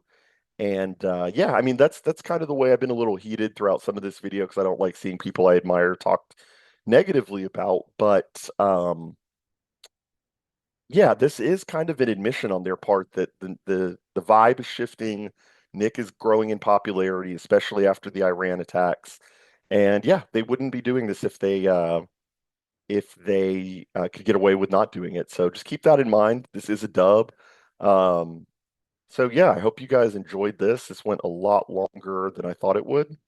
Um, hope you enjoyed. Yeah, follow me on Twitter, Jordan B Videos, VIDE0S, and then subscribe on YouTube. And yeah, I hope you guys enjoyed, and I will see you soon. Thanks.